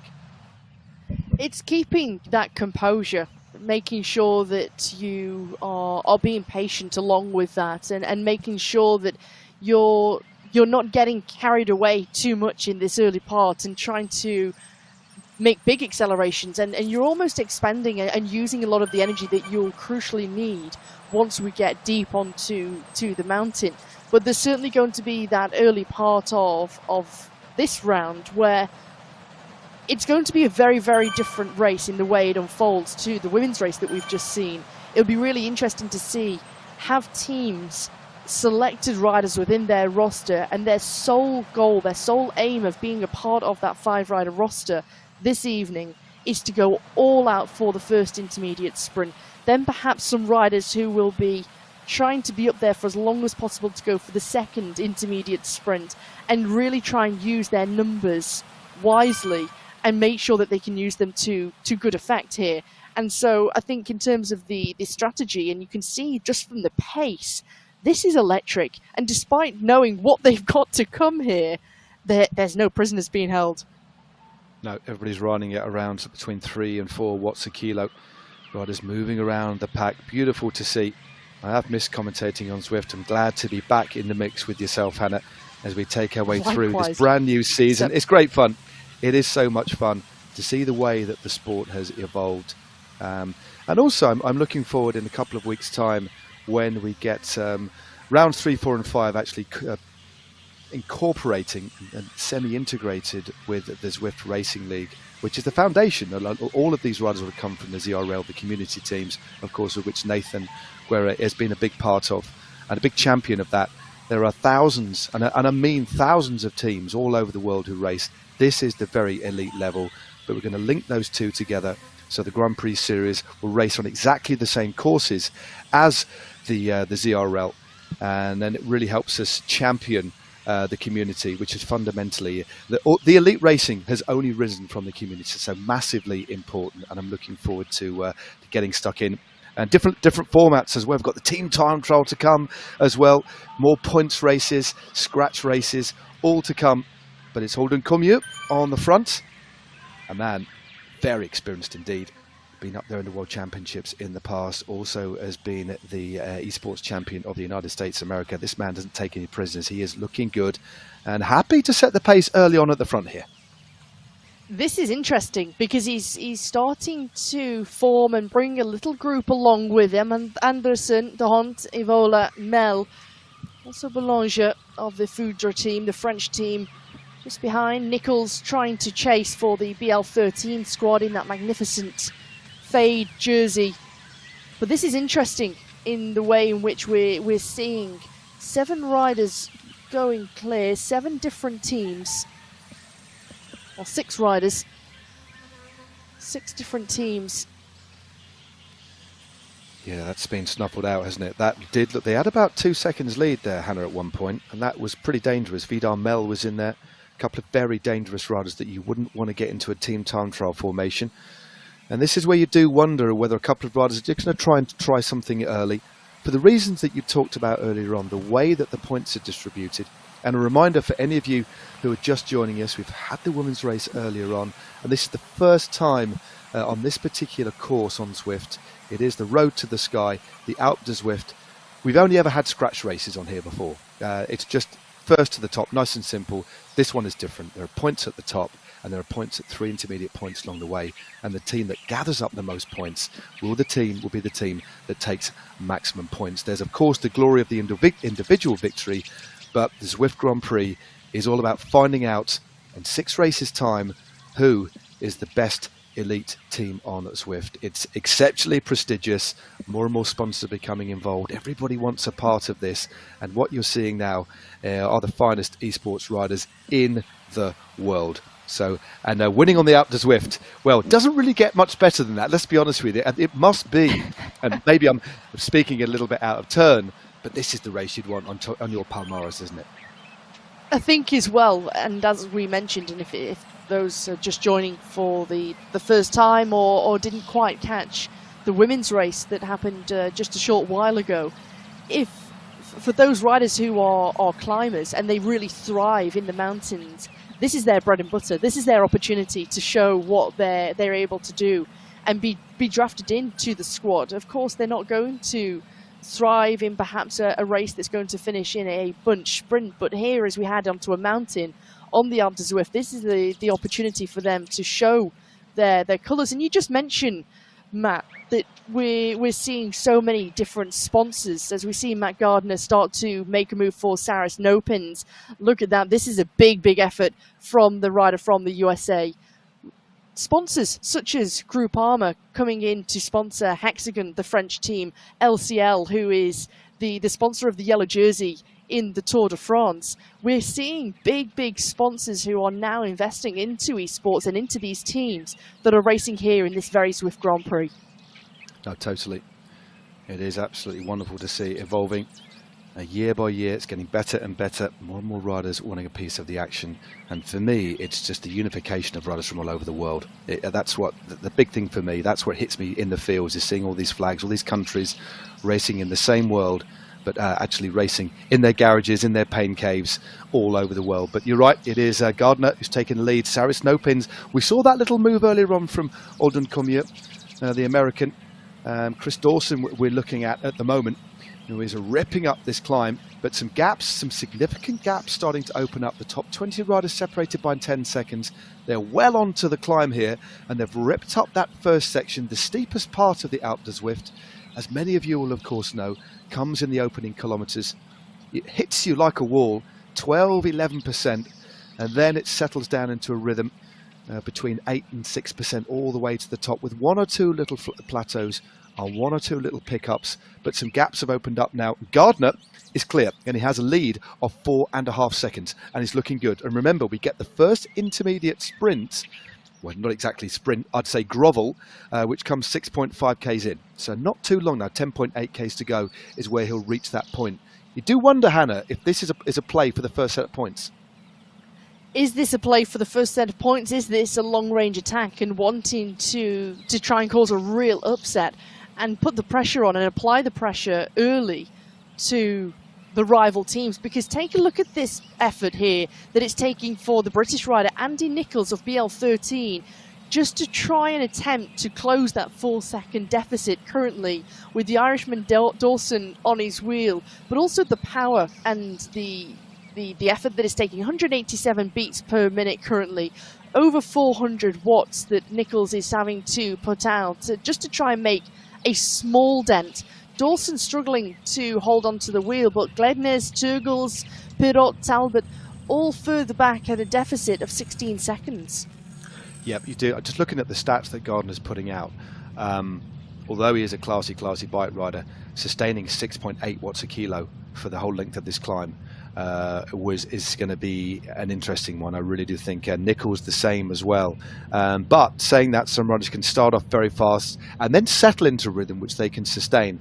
But there's no way that these riders can sustain 7-8 watts a kilo. That is for sure. So it does suggest to me, as if it's an early place, Nichols now goes by Gardner. Hannah, good move here by the British rider from BL13, powered by Level Velo. And we're soon approaching. Here we go. He crosses. Wow. He takes it. He takes the 150 points. That was time to perfection from Nichols to catch Gardner. There we see Nichols with 150. Dawson snatching the 75 from Gardner. Gardner with 50. Lednes is going to come across the line. He's going to take the 40 points. And it looks as though the 35 points are going to go to the Belgian, Lennart Turgels. Well, there's riders spread all over the mountain here, but it's Nichols, Dawson, Gardner, Harvard Lednes, the Norwegian rider, and Lennart Turgels, as Dawson starting to soften out and is dropping back. So Dawson's job, which clearly you'd imagine done there, is being passed. Lennart Turgels now moves clear. Lennart Turgels is a classy bike rider, that is for sure. Rides on the road and has got some solid performances behind him. He's also won at the highest level in the Zwift Grand Prix and the ZRL back in the day. Very quick finisher, but likes to go long, and he's leading at the moment. But look who's moving up as well. It's come from almost nowhere. Lionel Vuillerson, of course, the man with a duck as his mascot. And remind me of the name of the duck. It will come to me. It'll come to me later. But I hope the duck's still around anyway. I'm assuming it is. But Turgels leading his fellow countryman on a different team in second place, and some big gaps opening up. It looks like we're going to get a little bit of a coalition or a coalescence at the head of the group here.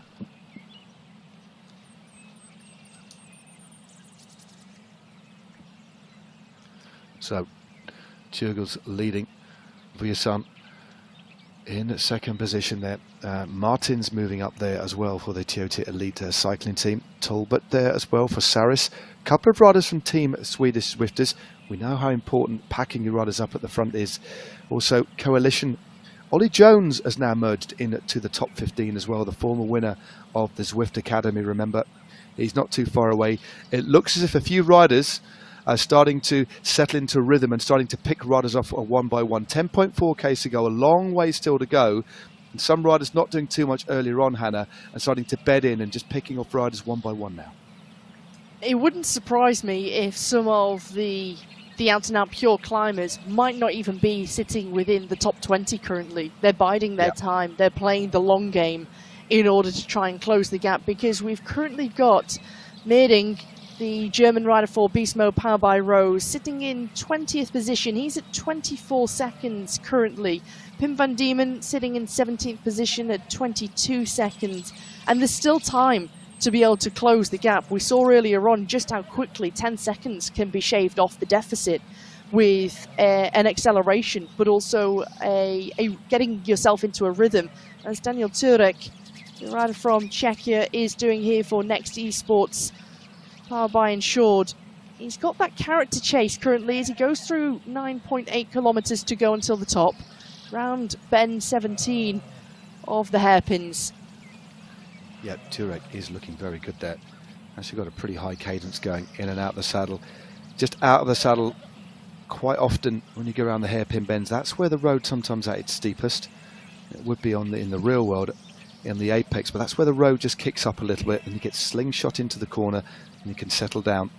So a little group has now formed at the front, including Lionel Vuillerson of the Coalition team. We've got Martin Martins there of Germany for the Toyota Elite Cycling team. Talbot is there from Saris Nopins. Lennart Turgels, our early leader for Abus Synergy. That is our group of four. And then just behind, although it looks like he's getting back in contact, in fact he has, is Daniel Turek. And we're looking at the group a little bit further down with Kirkmare there from Austria. Zach Nair is also there. And this is a group that are about 20 seconds behind. So this is a group containing riders positions 7 through to 10. And the gap continuing to open up now. 9.6Ks to go. And already a significant selection, Hannah. We've got 35 seconds spread over the top 20 riders. I was taking a look at the records on Strava, the king of the mountain of the Alpe Du Zwift earlier on. You've got Jake Paul, who set the best time of 28 minutes, 26 seconds. That was at the end of July this year. The best of those racing here in the Zwift Grand Prix is Stefan Kirkmaier, the Austrian rider, 32 minutes and 10 seconds. He currently holds the third fastest time in on the Alpe Du Zwift here, with Jason Osborne in 6th at 32 minutes and 27 seconds. And of course, Osborne racing in the World Tour for Alpecin-Deceuninck. So that just gives you some idea of how exceptional of a time Stefan Kirkmeyer has posted here and just how strong he can be. And again, I think it backs up also the fact that there might be some riders who aren't sitting in the top 10 currently, or top 15, who are still biding their time and playing that long game. Yeah, definitely. Riding what we call a negative split as we look at the stats of the riders covering positions 13 to 24. At the moment, pretty safe, still 9.1 Ks to go. Remember the all-important time cut. The top 80 riders, on the assumption they finish within 5 minutes of our race winner, will all score points. But from what we saw in the women's race earlier on, without giving anything away, you can all watch this later on. You can scrub back to the beginning of the YouTube channel and watch the race. We won't spoil the results right now. You can see what happened there. Lots of riders really suffering on this difficult climb. But it's a good group out in front now. Lionel Vieussant is still leading. I remember the name of his duck, by the way, Hannah. Do you remember it? I have. Gilbert. It is indeed Gilbert. It is named after Philippe Gilbert, so the only rider on esports that we understand. And please get in touch on social media if you know another Zwifter with a duck called Gilbert. We would love to know. And while we're talking about the wider community getting involved on social media, and what I didn't do earlier on, so I'm going to slap my own wrists, is please open up your Zwift companion app. Follow some of the riders here, your favourite riders, or just riders you want to encourage, and give them a ride on. Most of these riders here are exceptionally popular within the community. I can already see their back pockets are full of ride-ons. Fire up your companion app and give these guys a big virtual ride-on, please. Thank goodness our engineers at Zwift HQ haven't given any weight to the ride-ons. Otherwise, a lot of these riders would really struggle to get up the climb. But let's see a flurry of ride-ons, please, everybody. And thanks indeed for watching. We couldn't do this without you.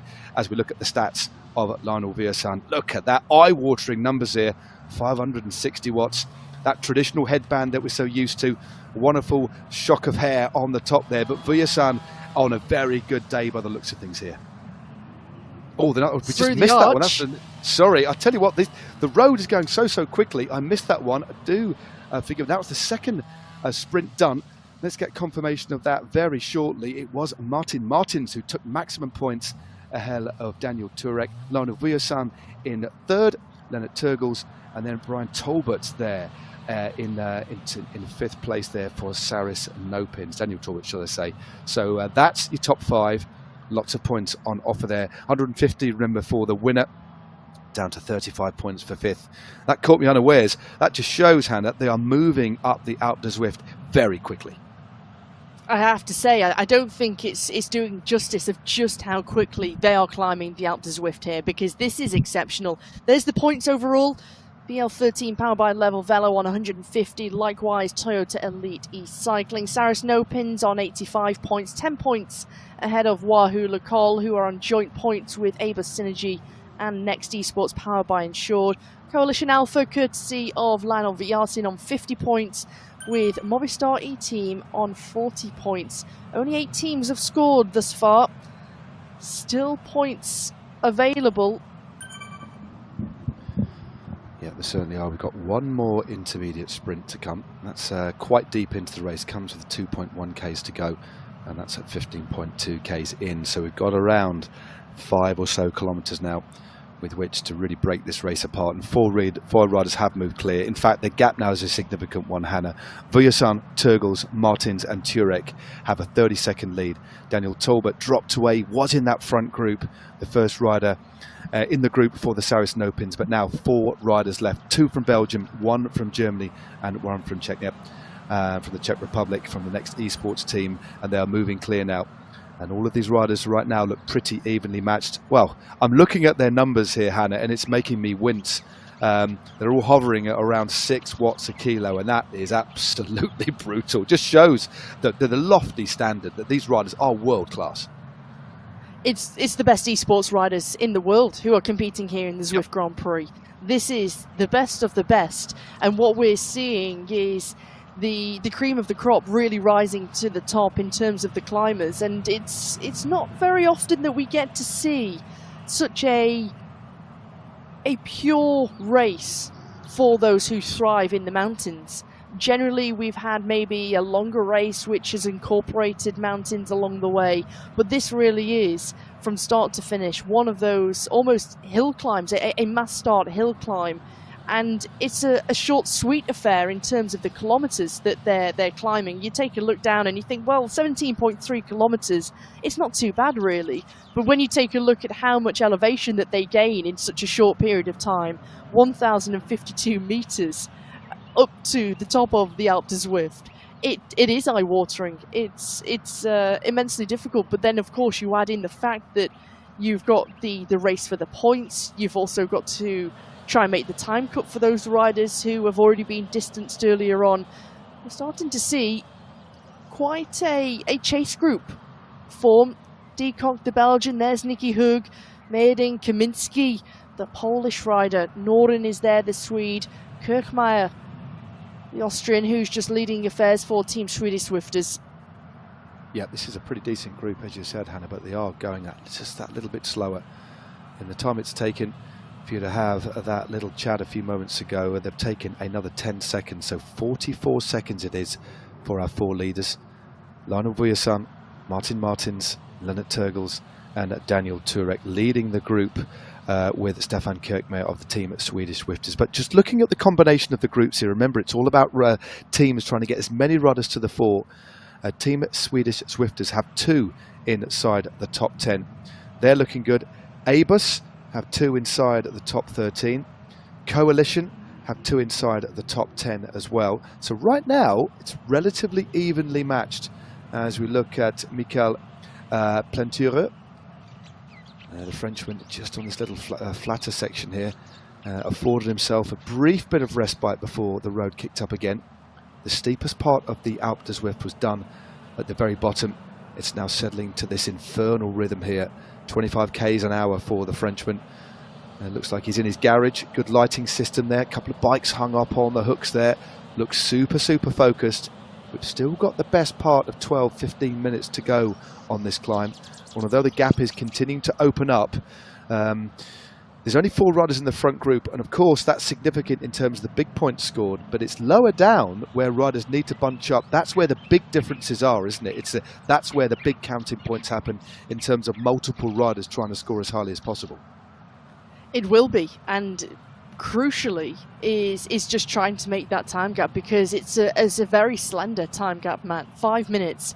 And when you see the riders who are 5th down to 12th currently are just short of a minute behind our leading group of Vujasin, Martins, Turgels and Turek, it's going to be a very close one. Of course, definitely better to get yourself into a group and almost have that motivation between you all to try and work together despite being rivals, but to try and make and give yourself that character chase up ahead and try and pick off riders one by one to try and go up. And it's quite like what Nathan was saying earlier on in the way in which he will want to try and race. There's Michal Kaminski of Coalition Alpha. He's there in that first chasing group.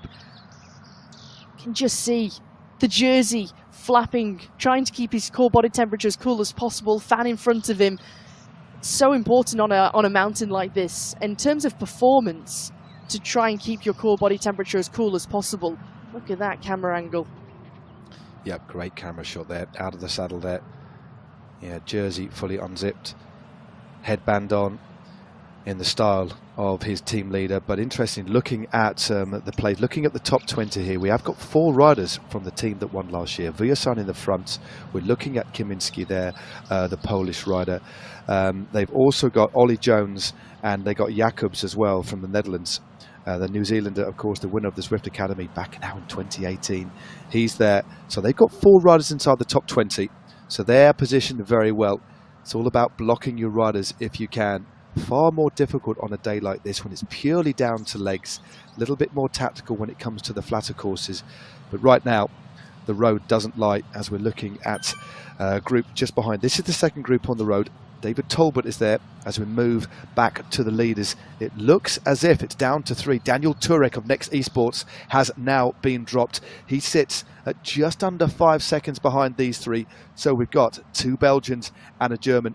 Vuyasan of Coalition Alpha, Turgles of Aber Synergy, and Martins of the Toyota Elite e-cycling team.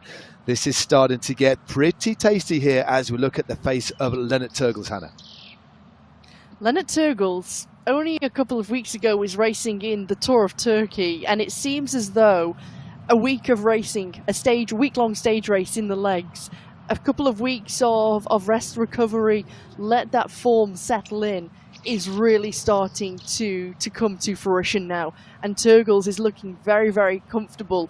2 Belgians and a German leading things at the moment. There's Turek, who is not losing too much distance despite, or too much time too quickly, despite these 3. Starting to make some accelerations. He's able to match them currently, and if he can just try and hold his way and hold himself into that rhythm, he could try and ride himself back into this top 3. There he goes. He rounds that right-hand hairpin. He seems to have found perhaps a little second wave. Yep, he's not too far off. You're right. He certainly hasn't capitulated as we continue to look at Lennart Turgles. His face lit. Again, it's worth dwelling a little bit on the 30-year-old. It's been around for a while now. Rode for Tartleto Isarex, has moved up to pro team level. So that the 2nd division of pro cycling. He had a contract through next year as well. And also, he finished in 15th place overall in the Tour of Britain, which I had the pleasure of commentating on. This is a man, 15th on the stage over Caerphilly Mountain with some of the finest riders in the world. He really has got what it takes. And without doubt, the most experienced on the road. But it's completely transferable. And what Lennart Turgles does is shows us how seamlessly he can blend riding on the road and riding indoors in esports, and does the two, and they pay off each other. The endurance on the road helps on Zwift, and that the strength that you gain from Zwift helps on the road. It's been proven now, but it's just wonderful to see, and so excited to see Kurt Turgles up in this front group, and again, constantly out of the saddle. This technique that he's got, just under 400 watts, out of the saddle all the time. But it looks now as if Turek is starting to slide back a little bit now, 11 seconds behind our leaders, but he will continue to fight as we move past this little campsite. Looks like they might have had a festival going on earlier on. I think they've all been camping themselves out, waiting and watching the Alpe Du Zwift and watching the Mountain Points race here. I mean, pretty cold affair up towards the top. But certainly for these riders, joking aside, certainly for these riders, whilst it looks cold in our picture, it'll be very toasty. They'll be trying to keep their core body temperature as cool as possible, as best as possible within their pain caves. And now it's looking like Turgles is trying to break his breakaway companions, Martins and Vuyasin. Here and there, the little acceleration, and he's still out of the saddle. I think that combination of what you were just mentioning there, Matt, of the endurance from the road crossing over and helping you on Zwift and in esports, and then of course the strength you gain from racing here on Zwift, complementing your road racing. But I think it's also that intensity that he's gained over a whole season of road racing, combining that here in esports, is really starting to show the class of the 30-year-old Belgian. He's had 2 pro victories on the road. He is a top rider in his own right. And now Turgles, he almost has, it's almost like he's toying with Vuyasin and Martins, I think, at the moment, because he looks very comfortable on his facial expression too. He doesn't look like he's panicking. He doesn't look like he's under a lot of stress, a lot of pressure. It's almost like he knows he's in total control here. Yep, certainly is. He looks good from that head-on shot. As we look a little bit further down, we're looking at Verhelle here. He's down in 16th place on the road for Abus Synergy. And they've got 3 riders in the top 16. He's got Turgles, the teammate, in that front group. And also he's got Dikok in 11th place. So the Belgian squad as things stand on the road now with 4 kilometres to go, looked like they might be scoring quite a few points. And then we've got Van Elst as well, just a couple of places behind, just moving level with him. So interesting what's happening a little bit further down the road in terms of the teams that we expect to score points. And right now, Coalition Alpha and indeed the Aber Synergy team seem to be 2 of the teams that are going to score very highly today. Remember, we have 1 more intermediate sprint to go, but the first 4 places are indeed going to be taken by Vujasan, Turgels, Martins and Turek. But Turek now dropping back, and it looks like if he's not careful, he may actually get caught by Talbot, David Talbot of Saris, who's at 49 seconds. So Turek now riding on his own, Vujasan leading, Martins just sat there behind in the blue, Turgels on the left-hand side. And when you look at the team performance here, especially how balanced it is, or relatively balanced, between Coalition Alpha and Toyota, this next sprint, Hannah, could be pretty important, because the points you could score on this sprint could really determine ultimately the outcome of today's team performance. It could be between first and second, so they're going to have to play this one quite cagey here.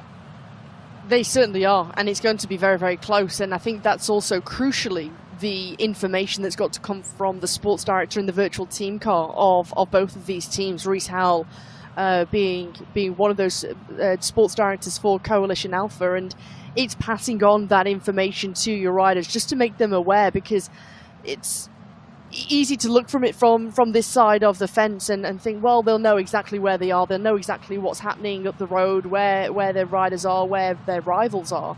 But let's not forget, they're deep into the red currently. They're in a world of pain racing up the Alpe Du Zwift, and so having that audio into your ears through Discord or other communication methods from the virtual sports directors is going to be vital, and in the end could be the difference between first and second team on the night.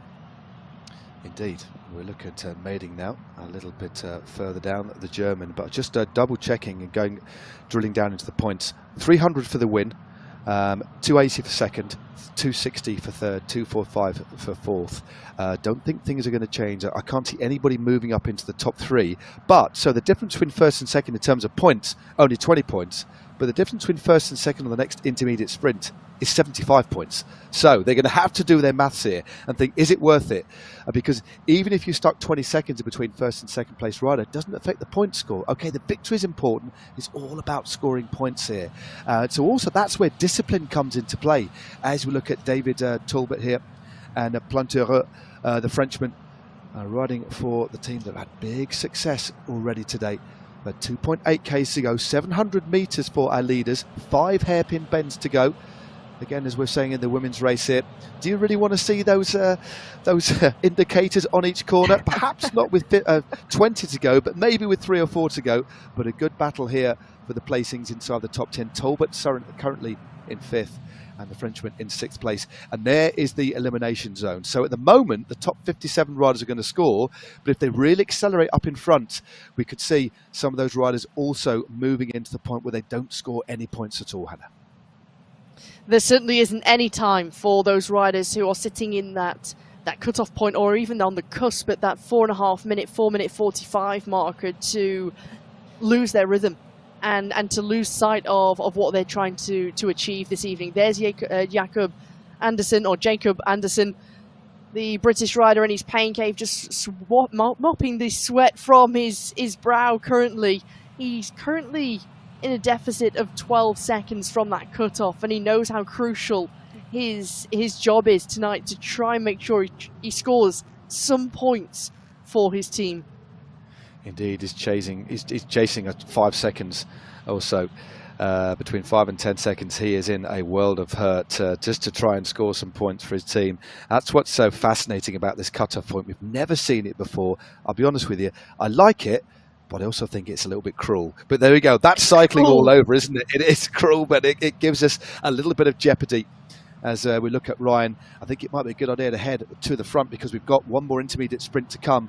2.1 Ks to go. We're nearly at that point now. We know that Turgels is now in front. For your son, excuse me.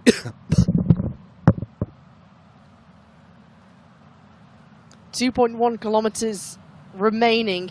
Ryan with 18 seconds of a deficit, the Irishman who we're looking at now. He's leading his teammates. If they can try and get themselves together at this point, there we go. You've got two teammates who are getting themselves together, Ryan and Anderson. If they can try at some point, whatever they've got left, just to bring themselves, Matt, back into a scoring position as we see the riders go through that third intermediate sprint. I think it will get confirmation. It looked like it was Martins that took the points. No, Turgles took the points out of Martins, Vujasan in third. And that's the situation. That acceleration by Turgles and Martins has seen Lionel Vujasan detached. Two riders on in front. It was indeed Turgles from Martins, Vujasan taking the other points, and then Turek, and then David Tolbert, the final scorer on the final intermediate sprint. Well, 1,800 metres to go. This is the closing stages, the denouement of the Zwift Grand Prix round 2 on the Alpe Du Zwift. There are two riders left in the fray.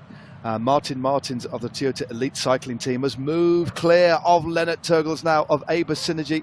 What has Turgles got left in the tank? Because Martins, the German, has made his move and he's starting to move clear here. And 1,600 metres to go and the race is really on.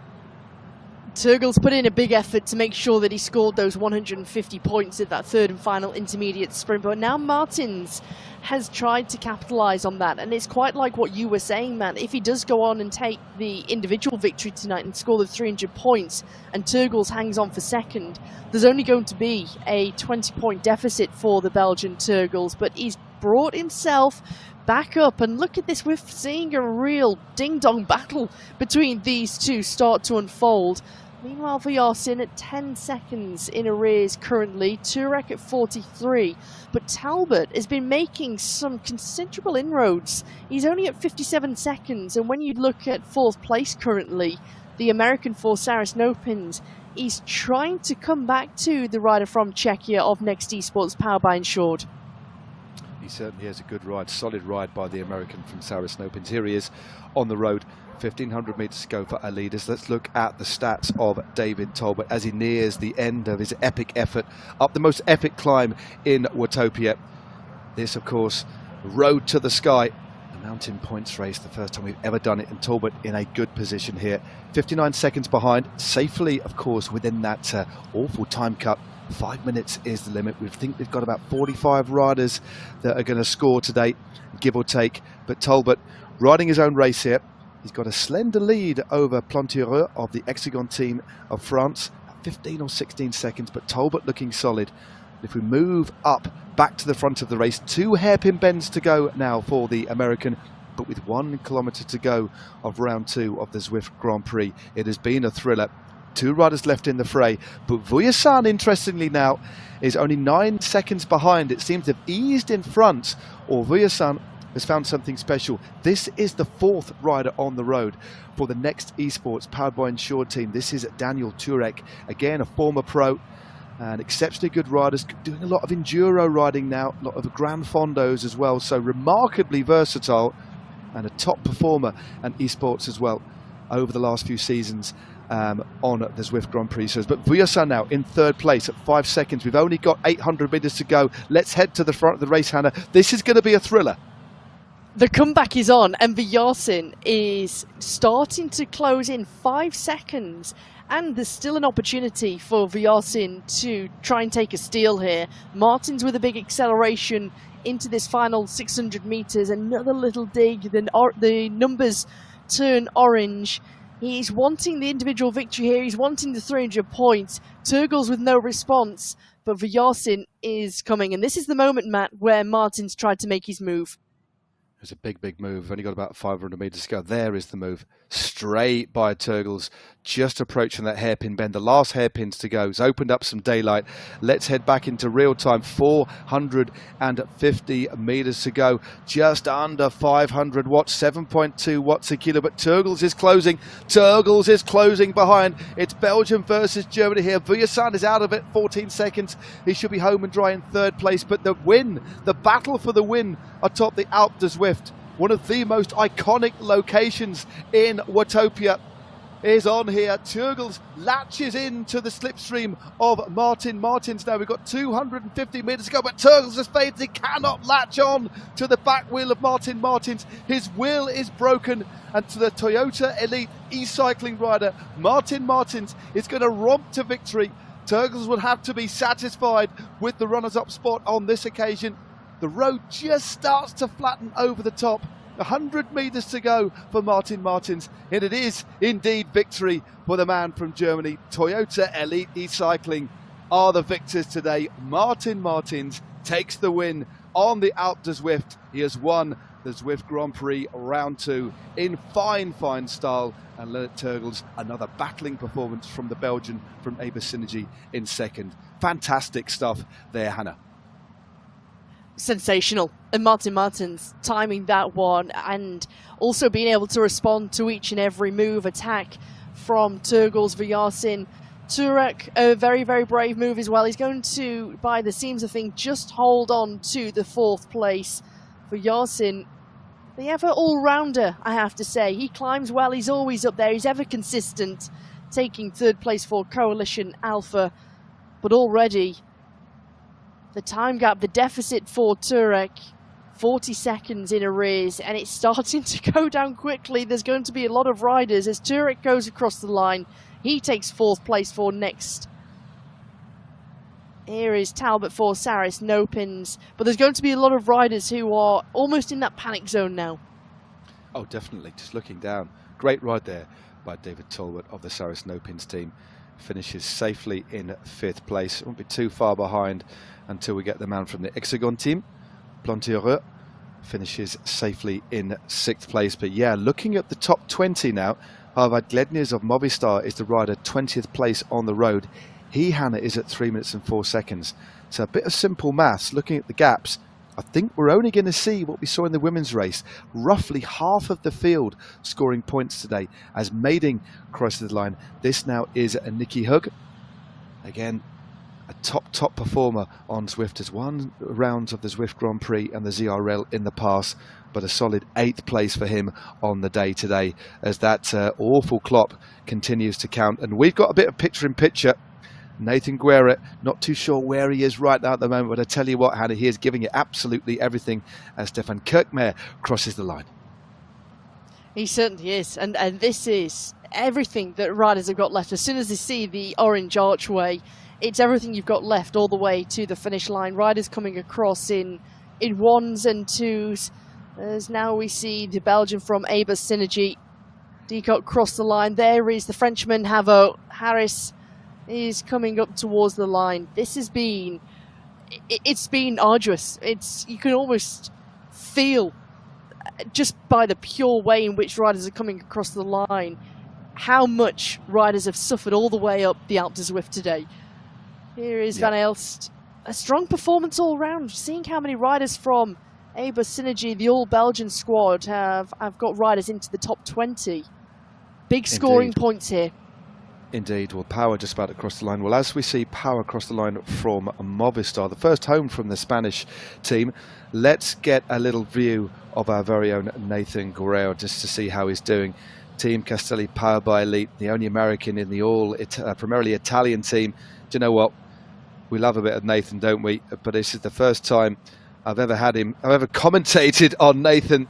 Absolutely digging in. Again, like so many of the riders on a course like this, Ollie Jones just crossing the line just outside of the top 20 for the former Zwift Academy winner. But Nathan Guerra digging in. I'm not too sure how far down he is at the moment, but I tell you what, it's going to be tight for the cutoff. 1 minute and 30 seconds now to go. And we've got 24 riders finished. So I think it's going to be about the same, Hannah, around 40 riders, I think. It's not going to be as many riders as we might initially have anticipated. Looking at, well, when we first took a look at the races that the riders had here in the Zwift Grand Prix, because now we're starting to see maybe even less than 40 riders here, Matt, because Pim van Diemen is right on the cusp at 4 minutes 33 seconds. He's in 33rd, 34th place with Morrissey, the Irishman, Wood and Miller. They're just over that 5-minute cusp.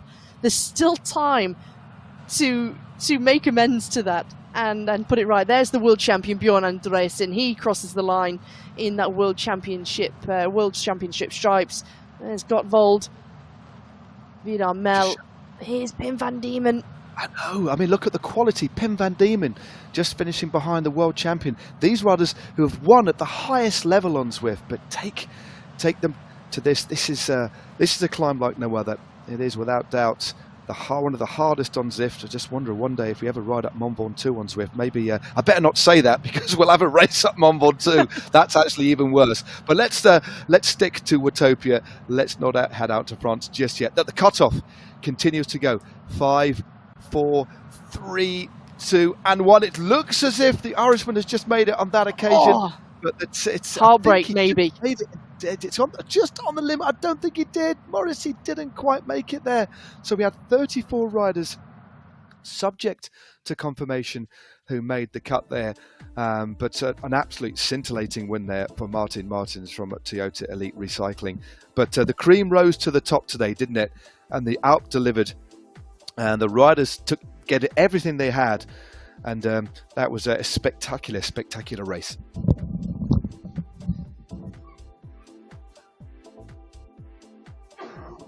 Sensational performance there from Martin Martins to go on and take what was the individual victory, but also the way in which he was so patient with each of the moves, and he was always a part of sort of that top 10, top 15, top 20 earlier on. I think a very smart move and a smart ride, but also physically exceptionally strong Martin Martins. And I think he's just shown the type of engine that the German rider has. And I think when you're racing against a rider, and with the caliber of Lennart Turgels, Matt, who has raced an exceptional road racing calendar this year with his pro team of Bingoal, out on the road and raced all around Europe, all around the world, culminating with the Tour of Turkey only a couple of weeks ago. And you see that Martin Mertens has been able to challenge the Belgian here up the Alpe Du Zwift. I think it's exceptional to see, but also seeing the different types of riders who we saw there in the top 20. New names, names who perhaps don't necessarily get their opportunity to perform in various different Grand Prix, but certainly the cream rising to the top. And I have to say, as the countdown was on, especially into the final 5 seconds, you're almost, for those who might know that the famous show Countdown, you almost wanted to be that theme tune, that do. You'll know what I'm talking about, Matt. I'm sure you can do a better impression than I can, but it certainly felt that way. It certainly did. It's actually but that would have been a little bit cruel. That was the one. It's a good effort. I'll give you 8.5 out of 10 for your impression of the countdown 5 clock. out of 10, to be honest. Wow, I'm just a generous bloke. You're generous. No, it was just on the cusp there, but a great spectacle today for round 2 of the Zwift Grand Prix. Every time we visit this magnificent Alp, the riders always deliver a brand new format for 2 reasons. We had points out on offer, which determined the outcome, and we did see teams going earlier on and securing early points. We saw some riders essentially riding a what we call a positive split, going out from the gun and scoring those points before dropping away, and then all the big hitters that we're used to seeing at the head of affairs then moving through, and a truly natural selection taking place. So hopefully very shortly we'll get the points totted up. Our engineers, our producers have got out the abacus, the digital abacus, and are counting the points away. It might actually, while we're getting the points sorted out, if Nathan Guerrera is ready, we might get a little bit of a view from him. So let's see if our producers can patch Nathan in. We know he's topped the Alp. Nathan, that looked absolutely brutal. To just give us your views on how that went for yourself, mate. Didn't quite make the cut, did you, mate? No, trial or error, maybe. I don't know if I get a.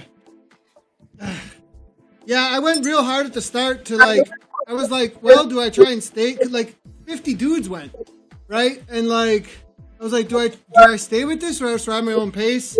I decided to ride my own pace. I had Mistake at the beginning. I weighed in this morning and I was a kilo lighter than when I ended up in game, actually. So I totally forgot the pre-race protocol, and I lost a kilo in the last week specifically for this race, and then I didn't change it in game. So whoops. No, I don't know if that's I don't know. Do you know the math on that, Matt? Do you know the math? I think you would, wouldn't you? Yeah, well, we're going to have to cut away from this. The audio's a little bit bad here, Nathan, so we'll speak to you again. Great effort, mate. We'll see you back next week, but go and cool down and make sure you put your correct weight in next time, buddy. But there we go. I do believe that we have the final points tally. We know who won. Well, there we go. It was indeed, we knew by our very rudimentary mathematics. It did pay off. I'm glad I went to maths at high school back in the day. Aber Synergy have taken the victory. Actually, in the end, Hannah, by a relatively handsome margin, 1,070 points, just ahead of last year's Grand Prix Series winners, Coalition Alpha. Then we have the Toyota Elite e-cycling team, of course, the winner Martin Martins coming from their numbers. So a great battle at the top.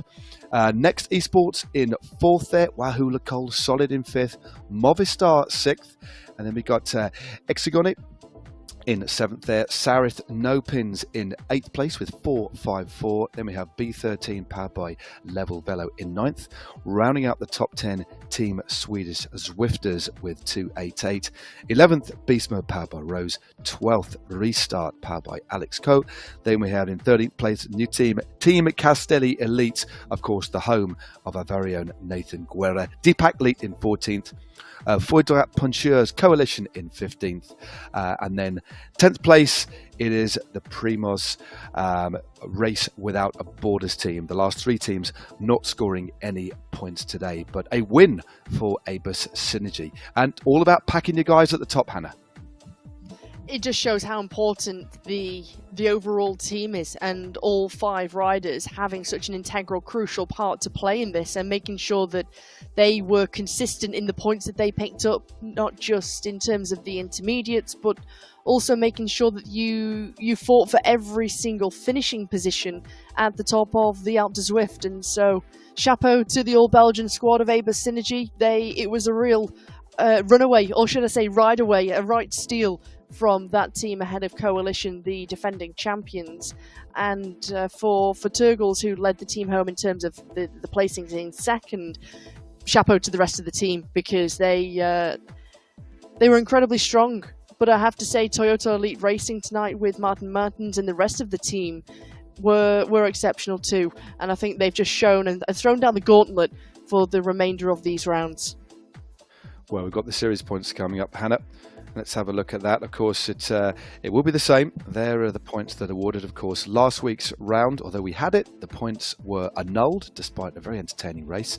So Aber Synergy, after two races, do lead with 35 points. Coalition Alpha in second, Toyota Elite third, fourth Next Esports fifth, Wahoo Lacole sixth, Movistar seventh, Hexagon, and eighth, Saris No Pins. That's the series results for the men. A lot of racing are still to come, remember.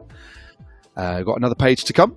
Let's have a look at how things are forming at the back end. We've got BL13 powered by Level Velo in 9th, 10th Team Swedish Zwifters, 11th Beast Mode powered by Rose, 12th Restart powered by Alex Coit, 13th Team Castelli powered by Elite, 14th Deepak Elite, 15th Foudre Poncheurs Coalition, and in 16th place Primo Race Without Borders. So, still a lot to play for, but that is the situation in the men's. Moving across to the Zwift Grand Prix Series women's results so far. The leaders, unsurprisingly, after that fine winner today by Sandrine Etienne. Hexagon leading with 35 points. Ionian, last year's winners, in second.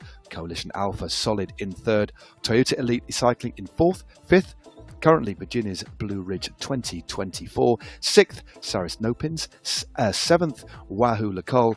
8th, Next Esports powered by Insured. Next page, 9th place, Team Swedish Zwifters with 12. Movistar solid in 10th with 10 points. 11th, Team Castelli Elite. 12th, Roccacorba Collective. 13th, Beast Mode powered by Rose. 14th, Aber Synergy. 15th B13 powered by Level Velo, and 16th Primoz Race Without Borders. But a lot of races still to go, and I cannot wait to get stuck in. So, Hannah, before we look a little bit forward to what's to come, big takeaways from today's race?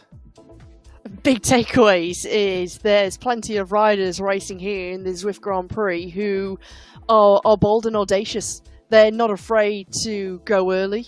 They're willing to take it up. We don't have the races where we see races waiting until the final moment. They're willing to take it up early, and they're willing to throw everything down, risking actually to lose everything in order to win and really elevate their team in terms of that the series standings, the big points available, and long may it continue.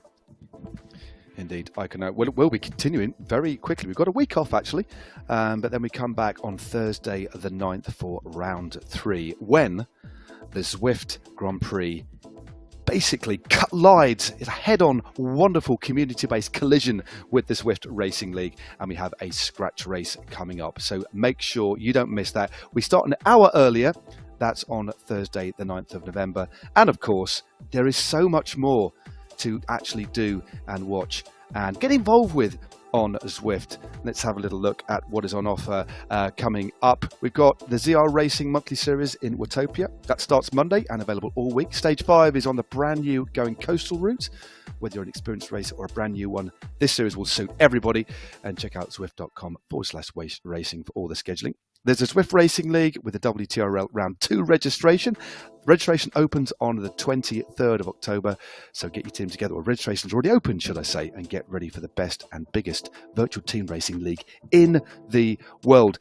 The Tour of Watopia, well, that still continues, so tear across the flats, conquer the biggest climbs, and explore new roads in Watopia. Check off the stages by knocking out a ride on demand or joining a Tour of Watopia Z Racing or club event to get double XP points on your schedule. And of course, if you want any community news on Zwift, you can join our very own Nathan Guerra and Anna Russell for the weekly podcast as they wrap up all things Zwift. New tech, avatar fashion racing, community guests, you name it, they have got it covered. So, I'm going to bid you farewell. I've been Matt Stevens. In fact, I still am. Hannah Walker is still Hannah Walker. She'll be back in a couple of weeks. It's been an absolute blast having you alongside us. Make sure you join us in a few weeks' time. Make sure you hop on Zwift in the interim. But to bid you farewell, we're going to give you another little glimpse of the new Watopia expansion, the Southern Coast. Right on, folks.